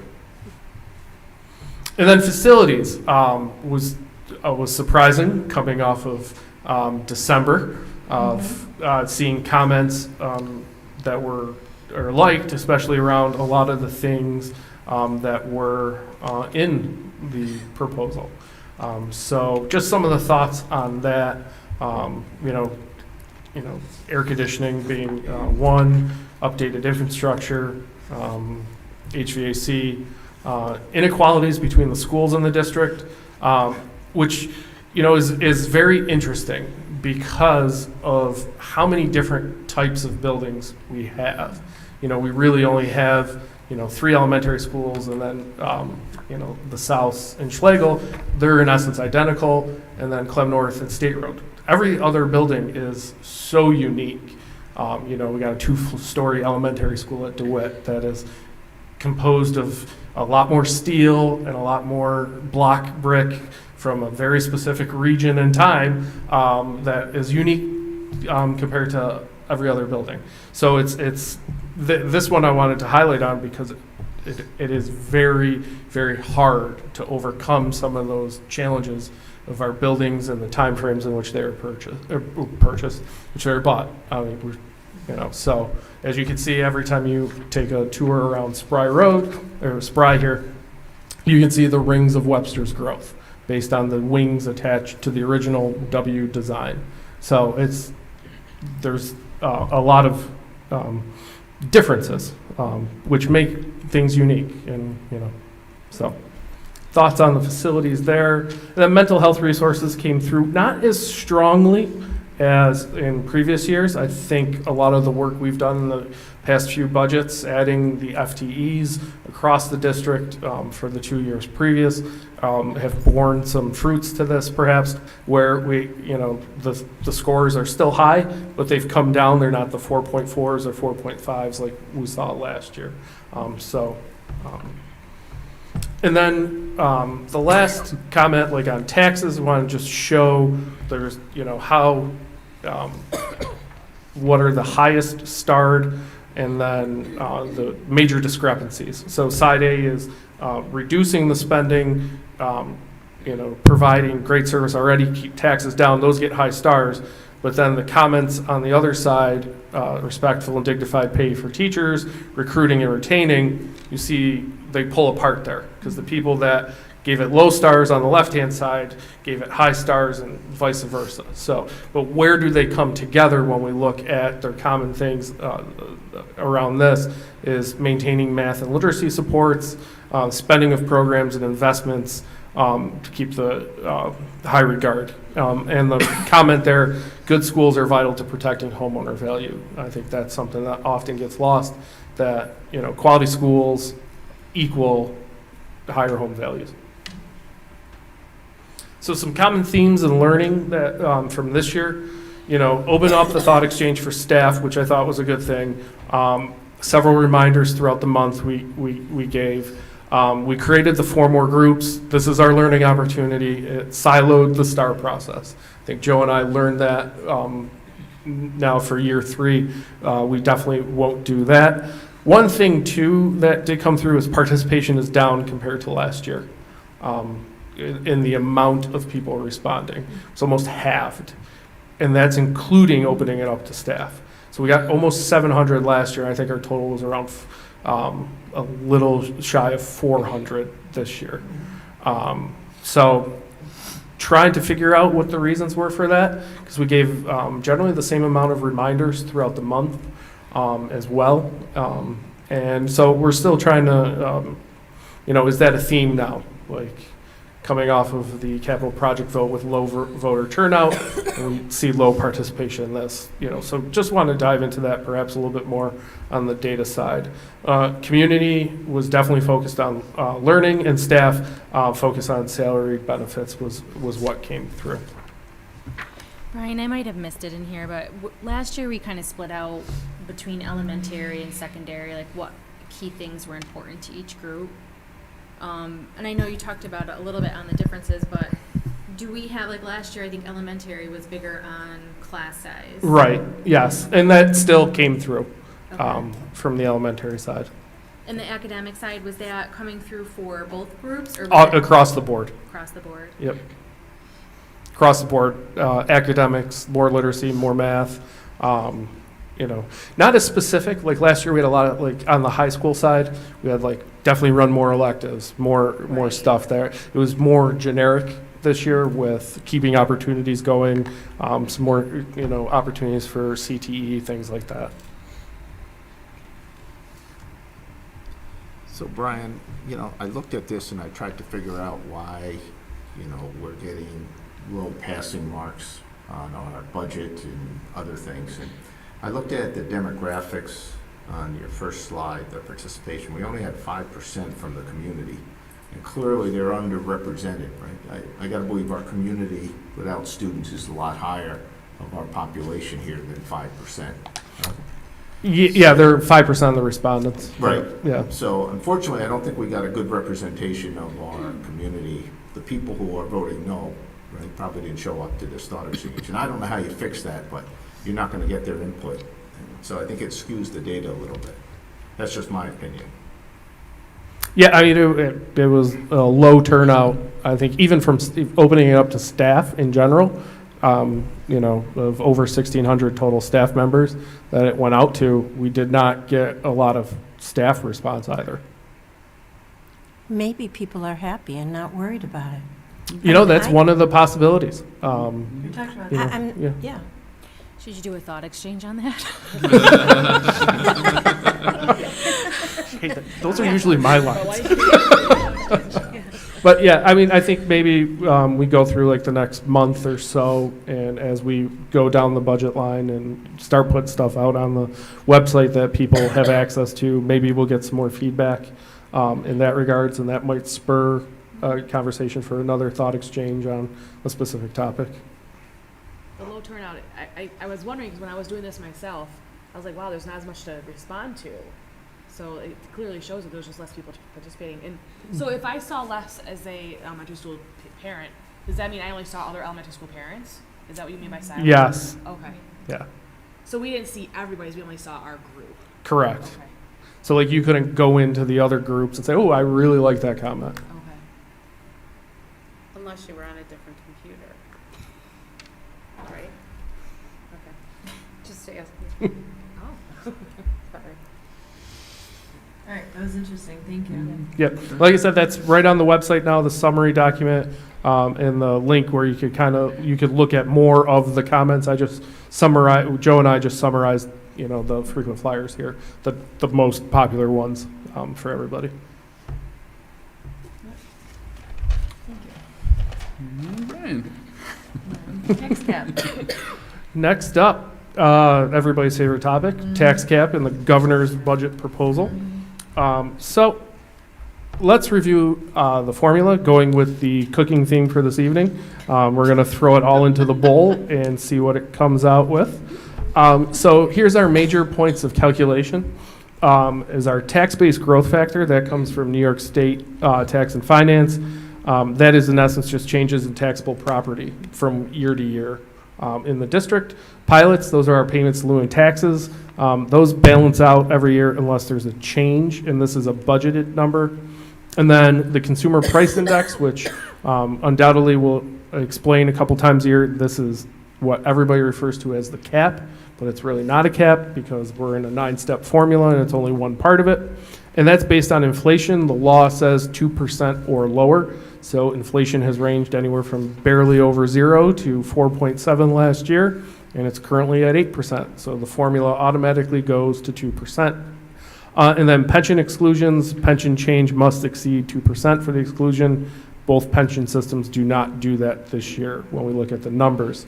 And then the huge point of calculation is, in essence, this part of the formula called the capital exclusions. And really that is all your capital expenses, add them up, subtract the total amount of aid that is tied to them from the state.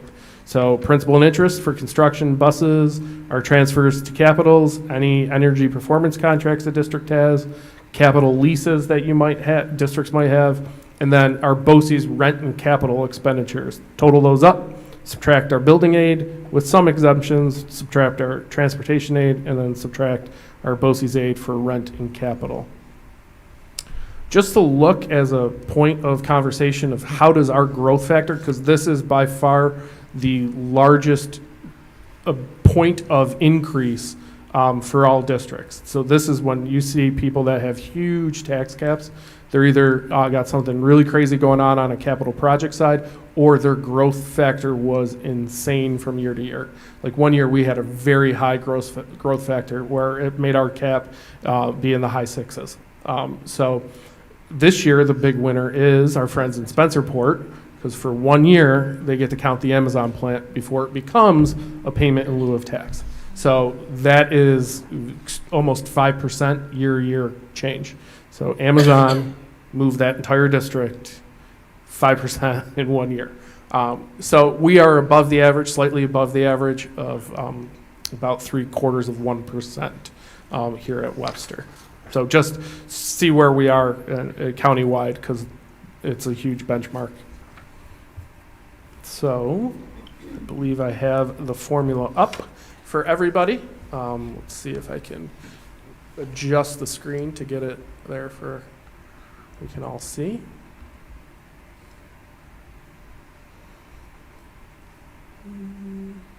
I think that'll be a good start, and then I'll slide it down. So we start 23-24 with the, actually I'll make it a little smaller, I'm sorry. Can I get it up? There we go. So we start with a different levy for 23-24. This is the actual levy we do in August. So what we proposed at the end of last year for this year doesn't match because in August, the levy changes based on the reavails. We have to subtract those out. So the first part is now we multiply our levy that we start with, and we multiply it by that growth factor. It drives some additional dollars. And then we have the pilots that are this year.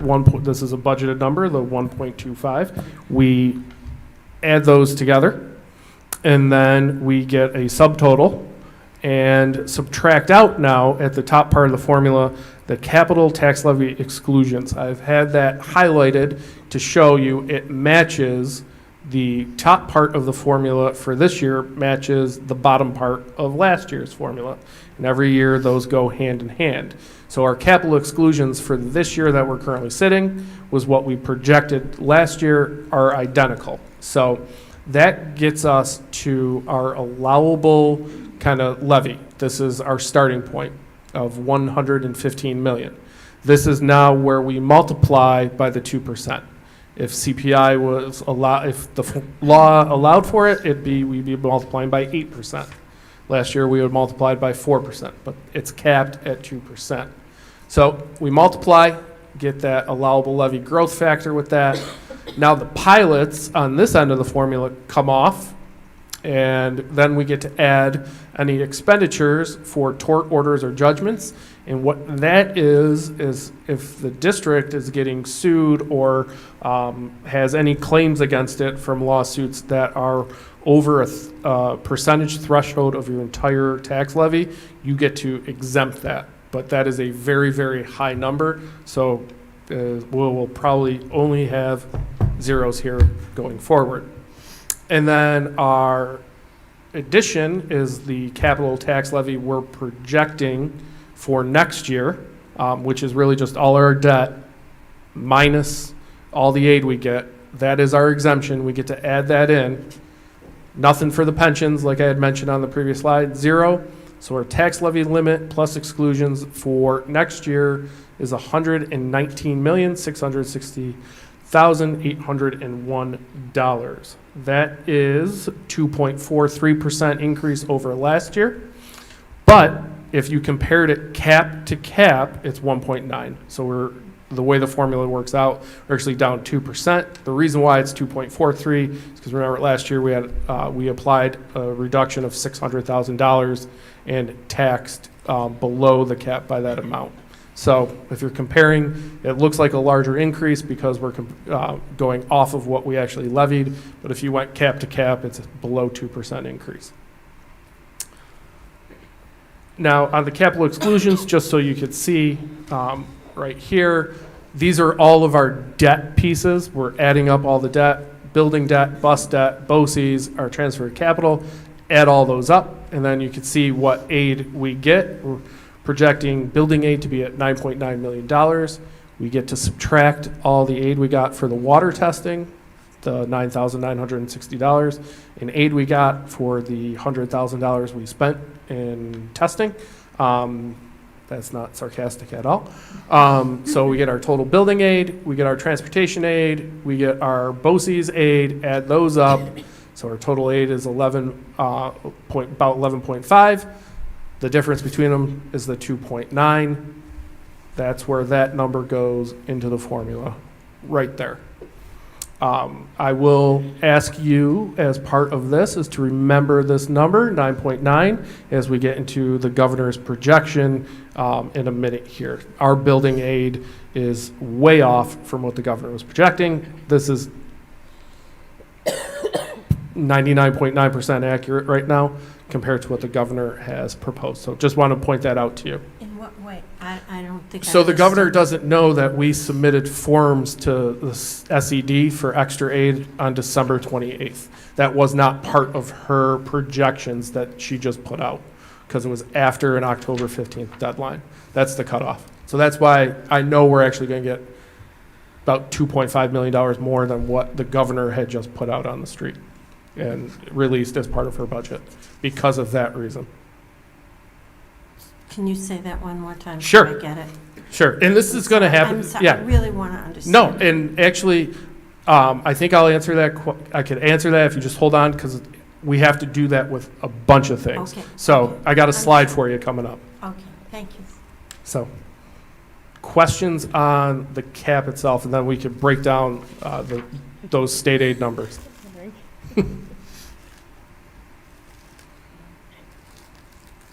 All right.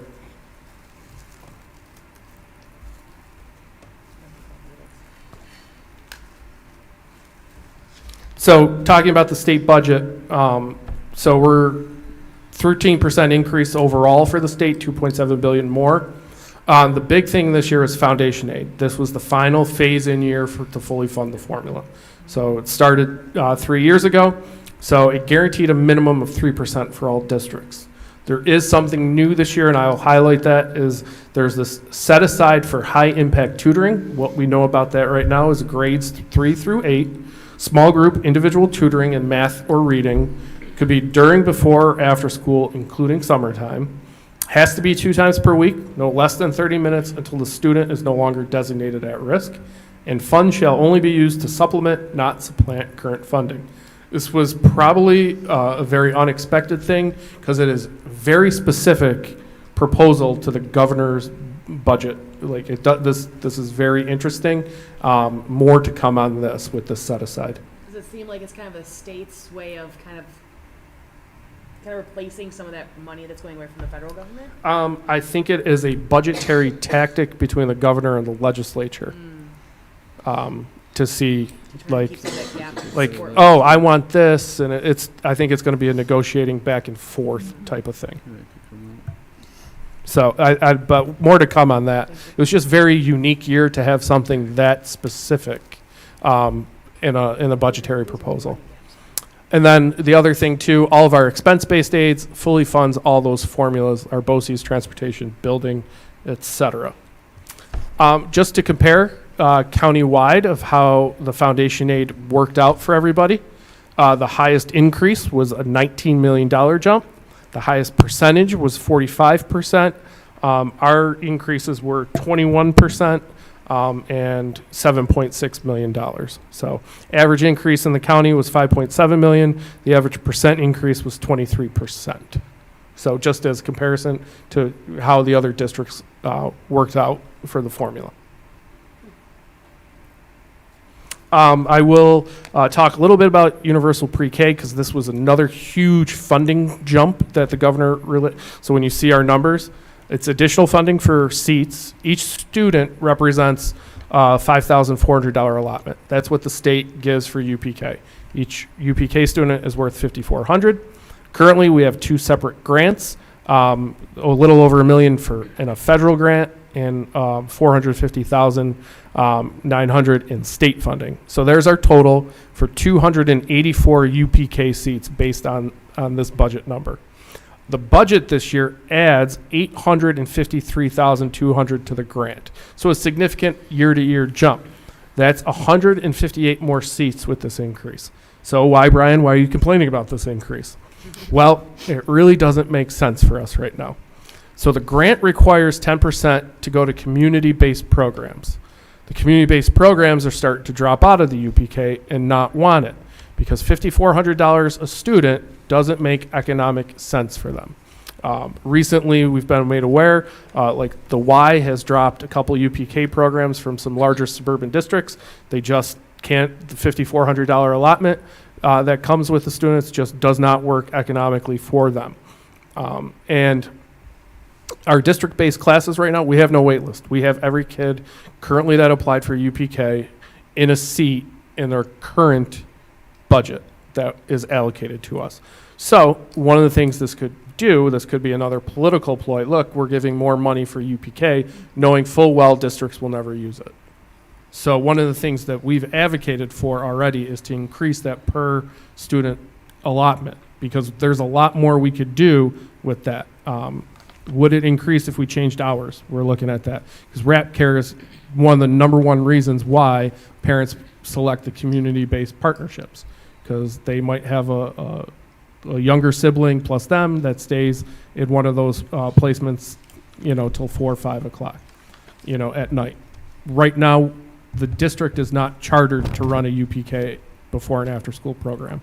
We're only K through 8 in essence. So we could utilize that increase for more services to the program. I know Heather Balsamo, who runs it, is always looking for ways to get creative, maybe put some dedicated specials teachers into that, some speech, some other supports that we're seeing they could use. And we could add that with an increase per student. So something to advocate for. I know we're pushing it on all levels. Otherwise, it's money that's just going to not be utilized. So 2 questions, Brian. Yes. How many kindergarten students do we have, or what's the potential if everyone went to UPK? So if every UPK student just rolled up to kindergarten, it'd be, right now, it's 284. How many? 284. Right now, I have not. No. How many kindergarten kids do we have every year in our school district? Oh, anywhere from between 500 to 650. Okay. So the potential is we would have 500 to 650 UPK, right? Yeah, if the demand was there. But it's not. It's not, yeah.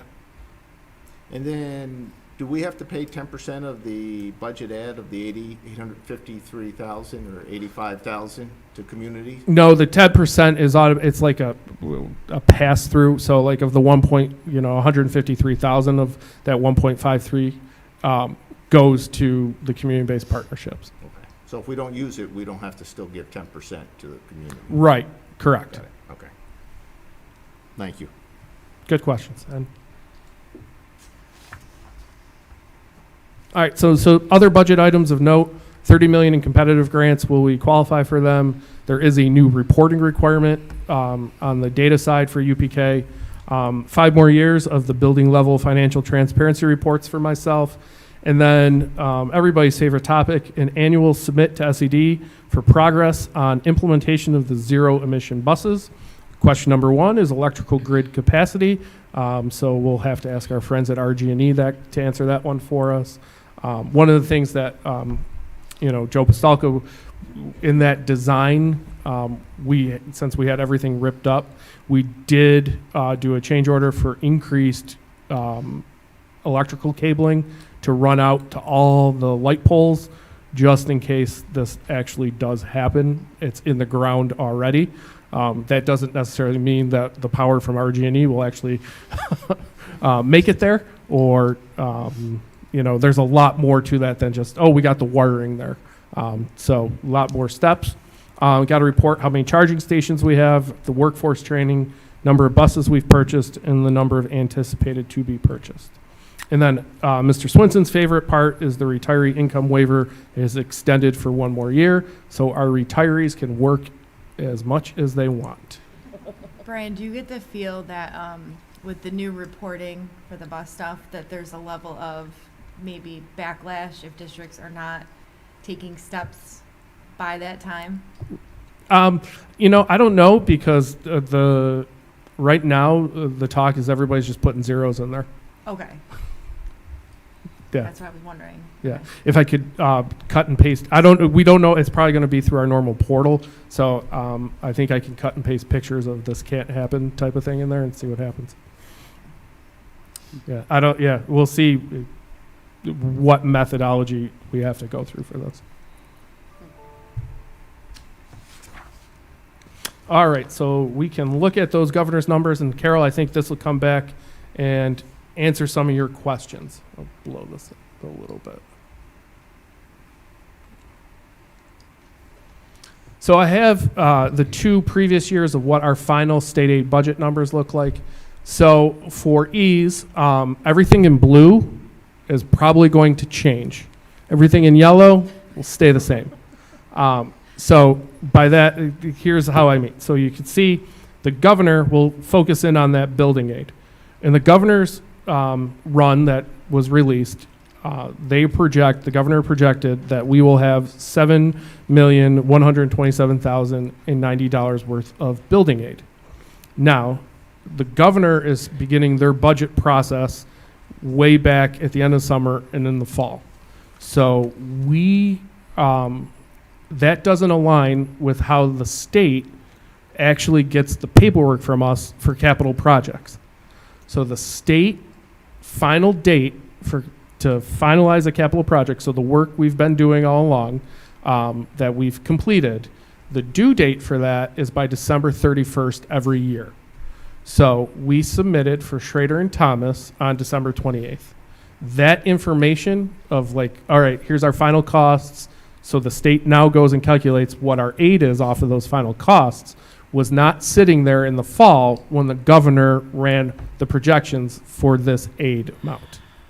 So that's why on the slide where I said the building aid, this is what we're going to get, because I have the best information on the forms we submitted and what the state education department is going to allocate to us next year. The governor, and when they run their database, does not have that information yet. And they'll rerun it for the April 1st, on the April 1st budget? It's possible that when the legislature finally approves it, it might be there, but there is no guarantee that it will show up. So that's why every year when we look at these formulas, we take a look at what they have and compare it to what is really going to happen. So another example is high cost and private excess cost aid. Those two aid runs are based solely on student enrollments. That's based on data from August, September timeframe. We have kids that move and go all year.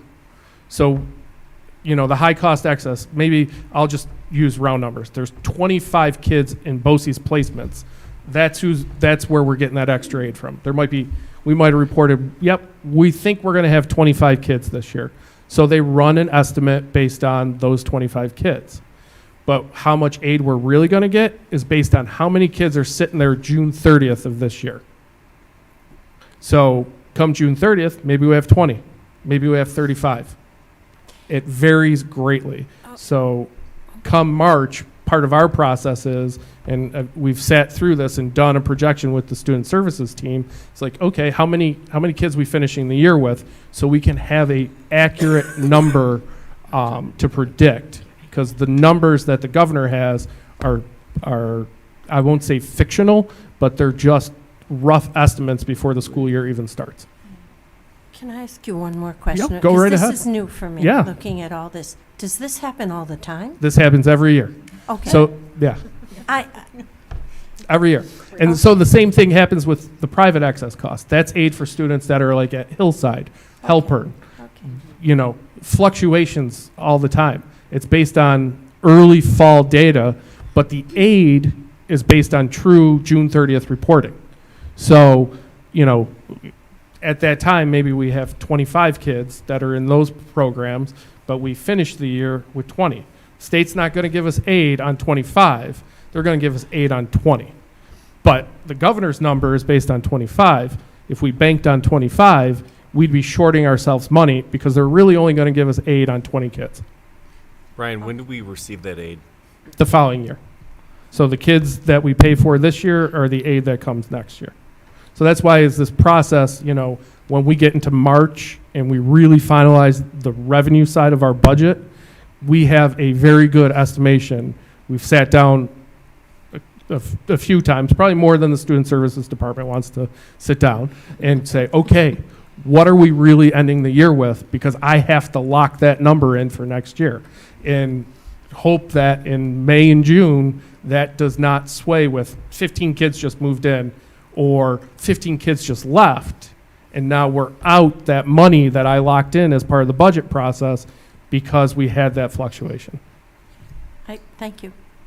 And the same thing holds true for BOCES aid, transportation aid. Those two are based on our final dollar expenditure on June 30th. So right now the governor's projection is based on estimates from August. So we submit state reports end of August, beginning of September. And we say, this is what we think we're spending in transportation for the entire year.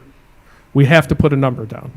So it's not very accurate because it's the best guess estimate. And so the governor has overinflated numbers. So we know next year we're not going to get $8.4 million in transportation aid. It's more likely going to be around 7 because we have to finish our expenditures for this year, and that's what drives aid for next year. Same thing for BOCES. BOCES is sending information based on a budgetary number we send before we even buy our first thing from BOCES. It's all based on an estimate. So we have to work through that and dial it back because of that reason. Does that make sense? Well, it doesn't make sense. I understand what happens, but it's, Right. It's ridiculous. But yeah, and that's you're just used to it. Yes, that's the world I live in. So I tear apart the formulas. I input what I think our final numbers are going to be come June 30th and come up with the best estimate for what we're actually going to get versus inflated numbers. And I've highlighted foundation aid. Usually that one's pretty spot on, but I've highlighted that because of that set aside. They haven't given us the formula yet to see if they've changed it. So I've highlighted that because normally that's a plug and play number. Yep, that's good to go in the past 2 years. Recent history, we've been able to do that. But so that's why I have it highlighted this year of some of the changes. So Thank you. that total aid increase that the governor's showing of $8.1 million will not be accurate come next year or when we finish this process.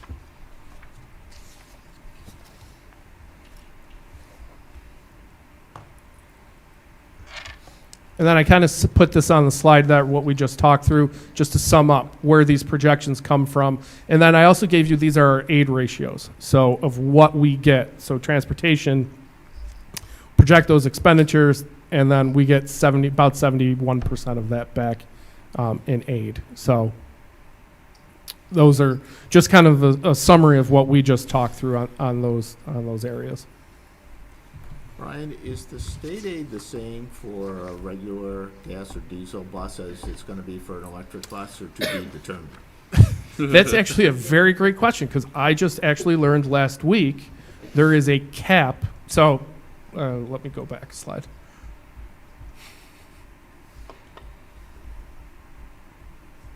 So right here, transportation, we get on 71% of all of our expenses. We'll use round numbers. And our average bus right now is somewhere around 150 because the prices jumped this year. So about 150. So we get 70% of that. So right now, early estimates on some of these electric buses were originally set around $400 to $450.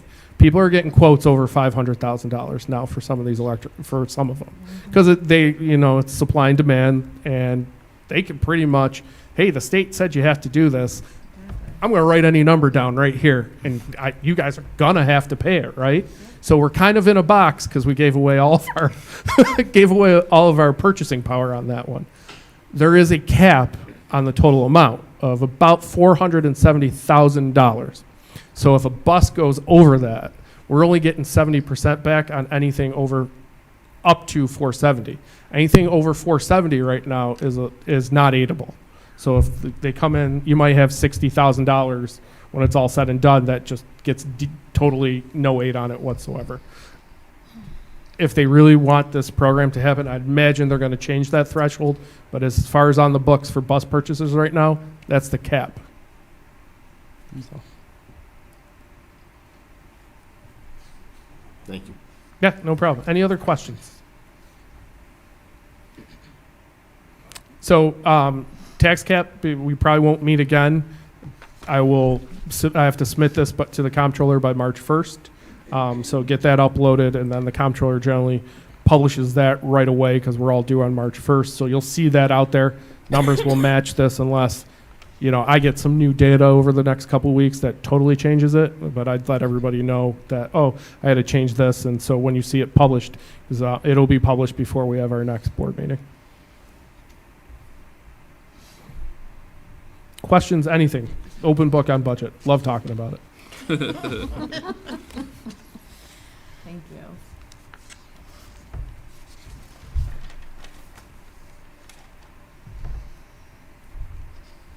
All right. Capital project update?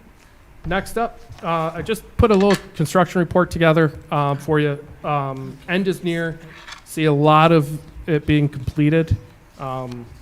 Any questions on where we're at? I don't want to take any more time on that. Report's there. We're getting closer and closer to the finish line on the 2018 project. So.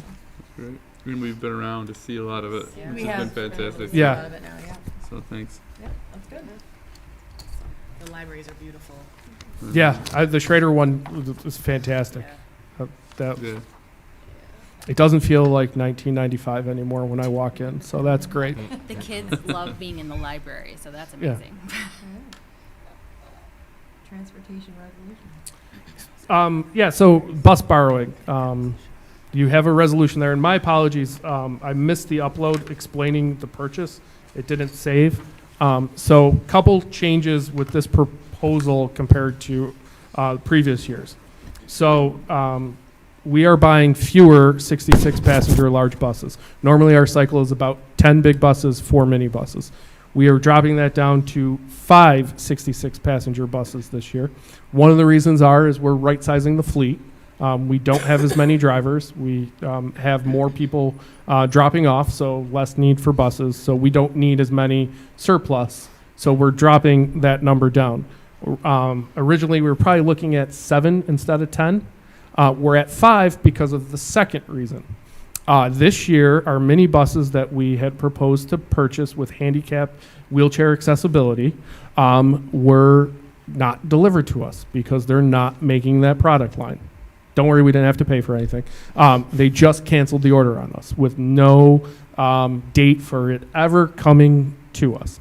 And furthermore, they told us this year, you won't get those minis with wheelchairs next year either. So we really desperately need those as part of the fleet. So the solution to that is they are making what we call half buses. They're 48 passenger with the wheelchair capability. So we are purchasing 4 of the half buses with wheelchair capability. A minibus has 30 kids, a half bus has 48, the full size 66. So with that added capacity, we could bring down our 7 buses, large buses, to 5 buses because we do have more capacity on the wheelchair buses than we normally had. So it nets out about the same amount of seats that we were expecting. We're just buying a different type of bus that we haven't in a very, very long time because we need to get those wheelchair accessible buses. And it's really the only option out there is the half bus right now.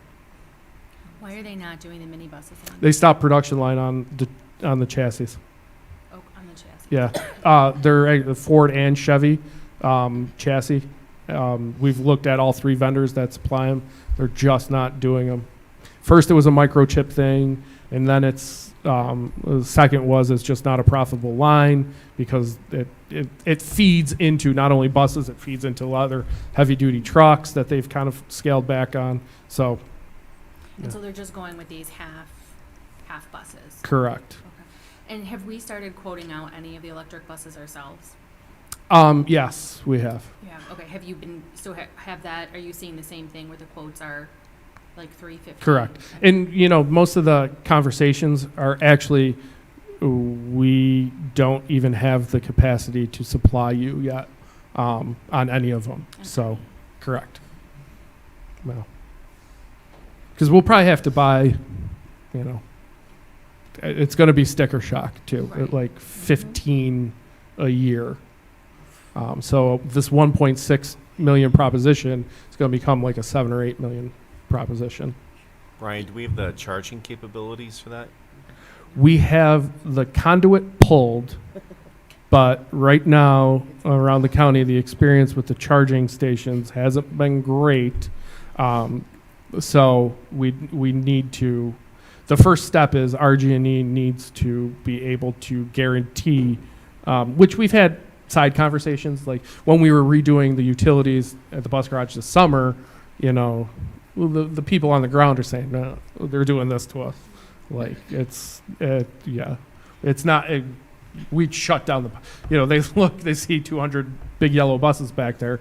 Now imagine they're all electric at the same time, all plugged in. You can't be blowing out all of West Webster just to charge the buses.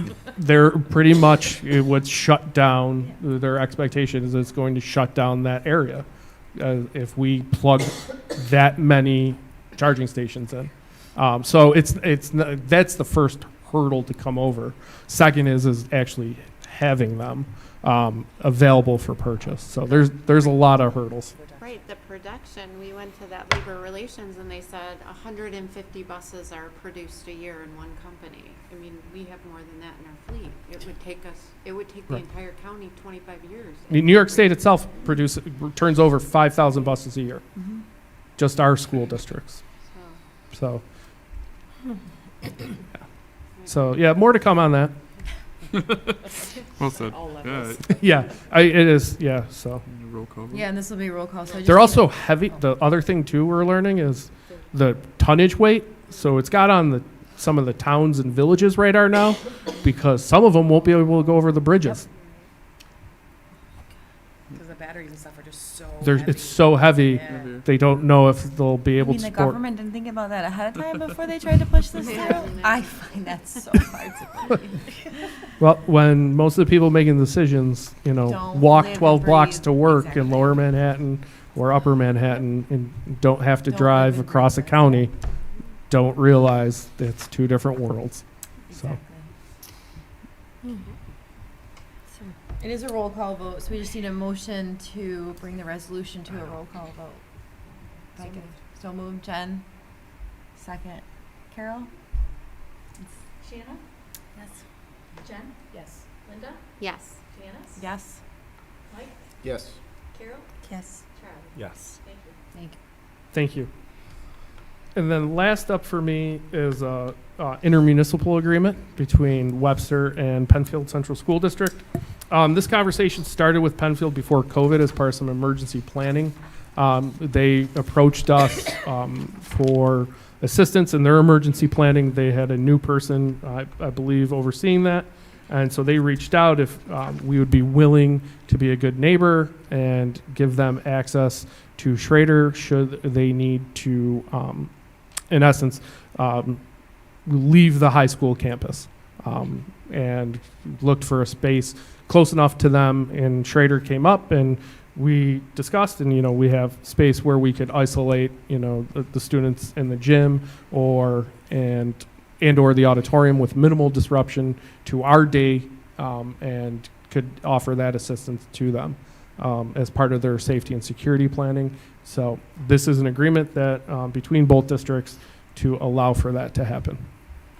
And there's no concern, even if there was a countywide emergency, there's no concern with housing Penfield and all of Webster. Oh, if it's countywide, the understanding is they're not coming here because we got to take care of, if it's countywide, it's us first. Okay. Yeah. This is just if This is Penfield's just, having an issue. if Penfield, say they had a massive flood during the day and they had to abandon the building, they would, in essence, come on over, use our gym as a rally point or use our auditorium as a rally point to do their dismissal. And, that's in essence what we do. We divert our traffic. If we worked out the technical details with them to allow them to have some parent pickup or allow their buses to come in if they had to, leave their campus for some kind of disaster like that. No, water main break is the one we referenced as, during the day as being the most likely scenario. Question? Motion to approve the intermunicipal agreement with Penfield Schools. So moved, Shanna. Second, Jen. All in favor? Aye. Thank you, everyone. Thank you. Thank you. Thanks, Brian. Thank you, Brian. This one's you, right? Yep. And so we're now looking at our first draft of the school calendar. So I will just draw your attention to just a couple of things that are that will be unique, so to speak, to Webster, I would say. We do go 2 days before the Labor Day for our superintendent conference day. So opening day next year would be the 29th. Again, just putting that on the radar of all of us here at the table. And because not every district actually has superintendent conference days before Labor Day. Some of the contracts that are in place don't allow that, so they don't start till after. But our first day with kids would be the 5th. Then the next thing I would draw your attention to would be our December break. that we have added Tuesday, January 2nd. You know, after several conversations with, some of you and some other of our units, we went with the 2nd. There are a couple districts in the area that are going with the 22nd, and some can't do either of those. And the last thing I would probably draw your attention to, two more, April 8th, that is the solar eclipse. And so that is something that has been highly recommended to all of us in the county, and we are all, at this point, proposing to have that be included in the April break, because we will have, they're anticipating a lot of people here in the Rochester area, and it eclipses at 3 o'clock, and the last thing we want to do is have kids on a bus that would be, gridlocked with transportation and whatnot. It's supposed to be at peak capacity, I think, just over the west side. Yeah. So. Yep. So, recommendation, I think, and the county government is also involved in that conversation, and have also asked us to take a look at that and consider it. And so we did work on that together as a team, and we all agreed that we would do that. So that's the April 8th. And then we have a little bit of an interesting June to draw your attention to. This is the first time that, because of the way that the Regents falls, we will have the last day of rating day on the 26th. We have Juneteenth will be celebrated on the 19th, and the 17th is also not a Regents Day, but a rating day. So, do you guys have any questions that I can answer on that? Some of you also have. It's the Regents that pushed Yeah, that. that's right. That is all driven by the Regents, yeah, correct. Yeah, it makes it kind of late. It does make it late. So you can see, I think we have the graduations on there. The graduation for Schrader would be Friday the 21st, and Thursday the 27th would be Thomas, which is actually what we were going to do. Anyways, that was actually what we were thinking going into that, because we had talked about that and trying to stick with at least last year, this year, and next year, trying to do it for 3 years in a row, where we're looking at going Friday and then Thursday, and then we'll reevaluate and see if that's what we're going to continue going forward. Is the state still doing a pilot exam on June 4th earlier than the other ones? Is that why it's spaced out? That's what we're, Aaron, that's the U.S. history, I believe, right? Yep. So, the first one of the new. There's a lot to navigate. What problems does that are there problems with that? On the 4th? No, not the 4th, that last day. Oh, just different. It's just different that we are ending on a Wednesday. Yeah, and usually we're done before Juneteenth. Right. So it'll it'll just be what it is. Yeah. Okay. Yeah. With the amount of days we have to get in, contracts, the days off that are required. Thank you for saying that. You just reminded me, that is the other thing that is built into this. Is Leap year too. Oh yeah, that's a leap year. It is a leap year. That's right. I That's forgot right, about that. 'cause it's But election year. there are 4 snow days built into this calendar, so that everybody is aware, which is what we have this year as well. So we'll use one. I I thought know. it was like this year, and I'm like, no, our vacation is all off. I'm like, Sam's not going to be done with school. So- And then I was like, oh, Yep. goodness, thank Being goodness. driven, yeah. It's 2 years from now. Like you said, All this right. is the first First read. yeah, If you have so- questions, it won't become official until after the second read. All right. We still need a motion to approve the Come first back out of reading. the water as an amino acid. Carol? Coming in. Jen? All in favor? Aye. Evolutionary ladder. All right, so something new. We're obviously, it's already 7:15. We've gotten a lot of information from the students, from all the liaisons, all the principals, everybody. So to try to condense things, we just thought we'd give a few minutes if specific board members have certain things they want to highlight, whether from a PTSA meeting or a county meeting that they went to. We would just kind of go through and see if anybody has anything to highlight that wasn't already said. So I don't know if you want to start, Shannon? I will start, so I can, yep. So Clem North had a book fair on Wednesday, February 1st. I was there as a cashier, so I apologize because there was a very long line, but it was good to see all the parents in school and picking out their books, and Bill's paraphernalia was like the hot item. Like every poster, everything there. It was really good to see all the little kids. Did you make sure to charge sales tax? It was all in there, Brian. Oh boy. I think so. It was very stressful. Willing Play Newsies was really great. It was really packed, and the students did great. Mamma Mia was fantastic. I just wanted to add, I was so impressed with their set as well. Like I think it's better than what I've seen at RBTL for a lot of the musicals. They did really fantastic. And so we're gonna skip over all of that. We did a lot of tours. So we did our Clem South, Schrader Goal, the Schrader Greenhouse. And the one thing I really liked about Clem South is with those morning meetings being across all the elementaries, it reminded me of your goal of together. Because like every morning they're talking to each other, and it makes you feel together when you're talking about those things. I thought that was really great. And then we have our family engagement, which is tomorrow, and I'm glad you're here, Dr. Trowell, because one of the things I really liked that you talked about I went to the last one on January 19th, and you talked about this, I think it's shared understanding is how you worded it, and I just wanted to mention how important that is, because our first one tomorrow is our first Q&A. We're actually talking to each other, and I thought that was really, really smart to talk about that shared understanding of this is what these things mean, so that everyone hears the same thing and we're all starting with that same foundational knowledge. So I thought that was great that you started there. And then I just want to talk about information exchange, but do you want me to wait? Oh, no, we can. This is it. Information exchange, esports, was so cool.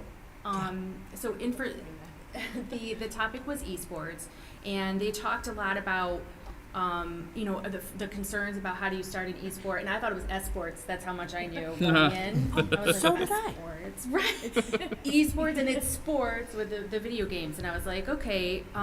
So, and I think is it East Irondequoit? They said East Ridge is where they started it. They started with, there was a lot of concern, how much do you really want to put kids in front of video games? They already spend so much time there. And so they really did surveys on who would be interested in esports. They had 80 kids respond that they would be interested. And then when they looked into those kids, they're kids that were not participating in other sports to begin with. So this was a new group of kids that they were having access to that were not participating or involved in school clubs and school sports. And I thought that was interesting because it's another way for us to take kids that are not participating with each other outside of school necessarily, pull them into school and have them working on communication skills and teamwork in a different environment. So to be able to access those kids is fantastic. And some of the things about esports that I thought was really great, it's not a typical sport in the format of it's co-ed. It's so much more inclusive because it doesn't matter if you're ADHD, if you're neurological, like all of those kids can all participate together, and you're not just limited to your school district, it's 1,400 districts across the United States. So some of these teams for esports, as a school is developing their program, you look at what do you want to participate in? What esports would we want to have? And I thought that was really interesting. And do you want to bring it into the middle school level, or do you want to start it at the high school? And high school is really competitive. I didn't realize that, it's 1 to 2 hours of practice. They have 2 seasons. They have spring and fall. And so I thought it was really interesting in that, and I'm really excited to look at how other schools are bringing that in and bringing equity to it as well. So, there is infrastructure you have to put together. You have to have your gaming rooms. You have to have your displays and your computers to make sure everybody has access to that, because not everybody has a PC at home. So it also gives kids some opportunities to be involved in something that they can at home because they don't have the computer systems that you'd need to really do high-end gaming. And you can do individual or you can do team sports. So you can work as a team, or if you want, like Minecraft, you compete on an individual level. So I thought it was great. I thought it was a really interesting way to engage, especially with kids that it's technologically, engaging them on a technology level, and something that they're already doing and being able to access more kids. So I thought that was a really great information exchange. Thank you. She took everything I was going to say. That's sorry. The only thing I'm going to share is Community Arts Day is April 15th, and the PTSA is looking for members to be on the Community Arts Day committee. So if anybody's interested, go to the website and join. I'll go last. I'll like So DeWitt PTSA is putting in a Gaga ball pit, and if you don't know what that is, Google it. Really interesting. The other thing that I'm seeing in both Plank North and DeWitt, a number of the parents, their children are graduating in their executive positions and they're having a hard time finding volunteers. And I don't know if the other ones are experiencing that, but it kind of also matches with the low turnout. It seems like people are disengaging from volunteering. So I'm sure they'll fill them, but it's much more challenging. Mike, volunteering in school? On the PTA, so president, vice president, treasurer, secretary. Things you have to fill in order to run one. Yep. Right. That's a problem in Willink and in Thomas, too, the PTSA. Shauna covered that conference, but it was amazing to me. And I want to say how excited I am to be on the board, to see all these things. I think when people say to me, how's it going? Is it, whatever? And I say, I can't believe how enchanted I am with like the goal program and a little, the budget maybe. It takes a while, Carol. It's okay. It Other takes than time. that, I just feel this huge expansion of wonderful things that are going on in every single school. It just brings, it's a nice Valentine's moment because it warms my heart. So you'd rather be here listening to Brian than at home having a Valentine's dinner? My husband is not home. he's playing sports somewhere, I'll work on the enchanting part for the next one. Thank you, Carol. Enchanted. Charlie? You good? Okay. I don't really have much else. We have executive meeting tomorrow night. We do? We do. We do? You Yeah, asking no, me? no, Or no, you no. were We do. I was We agreeing do. with you. Yep. Okay. And we are bringing esports here too, just And we so are bringing everybody esports knows. here. Yeah, that Awesome. most Thank of you. you knew that day, but I wanted to make sure the rest. Facilities once it's kind of Yep. Perfect. Absolutely. We'll do. That'll be a great tour, one of our tours next year, because we'll compete, if you will, in the fall. Yeah, I already started talking to my son about it. I was Yep. like, So thanks. cool stuff, to participate in. The only other thing was Jen, Brian, and myself went to the legislative breakfast. It's much better this year than last year. And we met, it's the truth, right? Like, it's the truth. So, Mr. Mankelo, it was nice to meet with him. We're going to be meeting with him a little bit more. It was very productive. We talked a lot about pre-K, a little bit about buses, things like that. Everything else has been covered. I don't have anything else, so we can move on to consent agenda. Hopefully everyone's had a chance to look at all of that. So can I have a motion to approve the consent agenda items? Shanna, second Mike, all in favor? Aye. That covers consent agenda, thank you. We don't have any speakers tonight, so only other updates is that March 7th is our next meeting. It's a workshop. We're going to continue our policy work from Erie One BOCES. And then March 14th is the regular business meeting. Since we're busy tomorrow night, we won't be at the family and engagement discussion, but I'm sure all will go well, and hopefully people have submitted some questions, so. I want to go there. Yeah. Me too. Good. Yeah, that's great. All right, with that, can I have a motion to adjourn? Please? So moved. So moved, Jen, second. Charlie, all in favor? Aye. We're done. Have a good-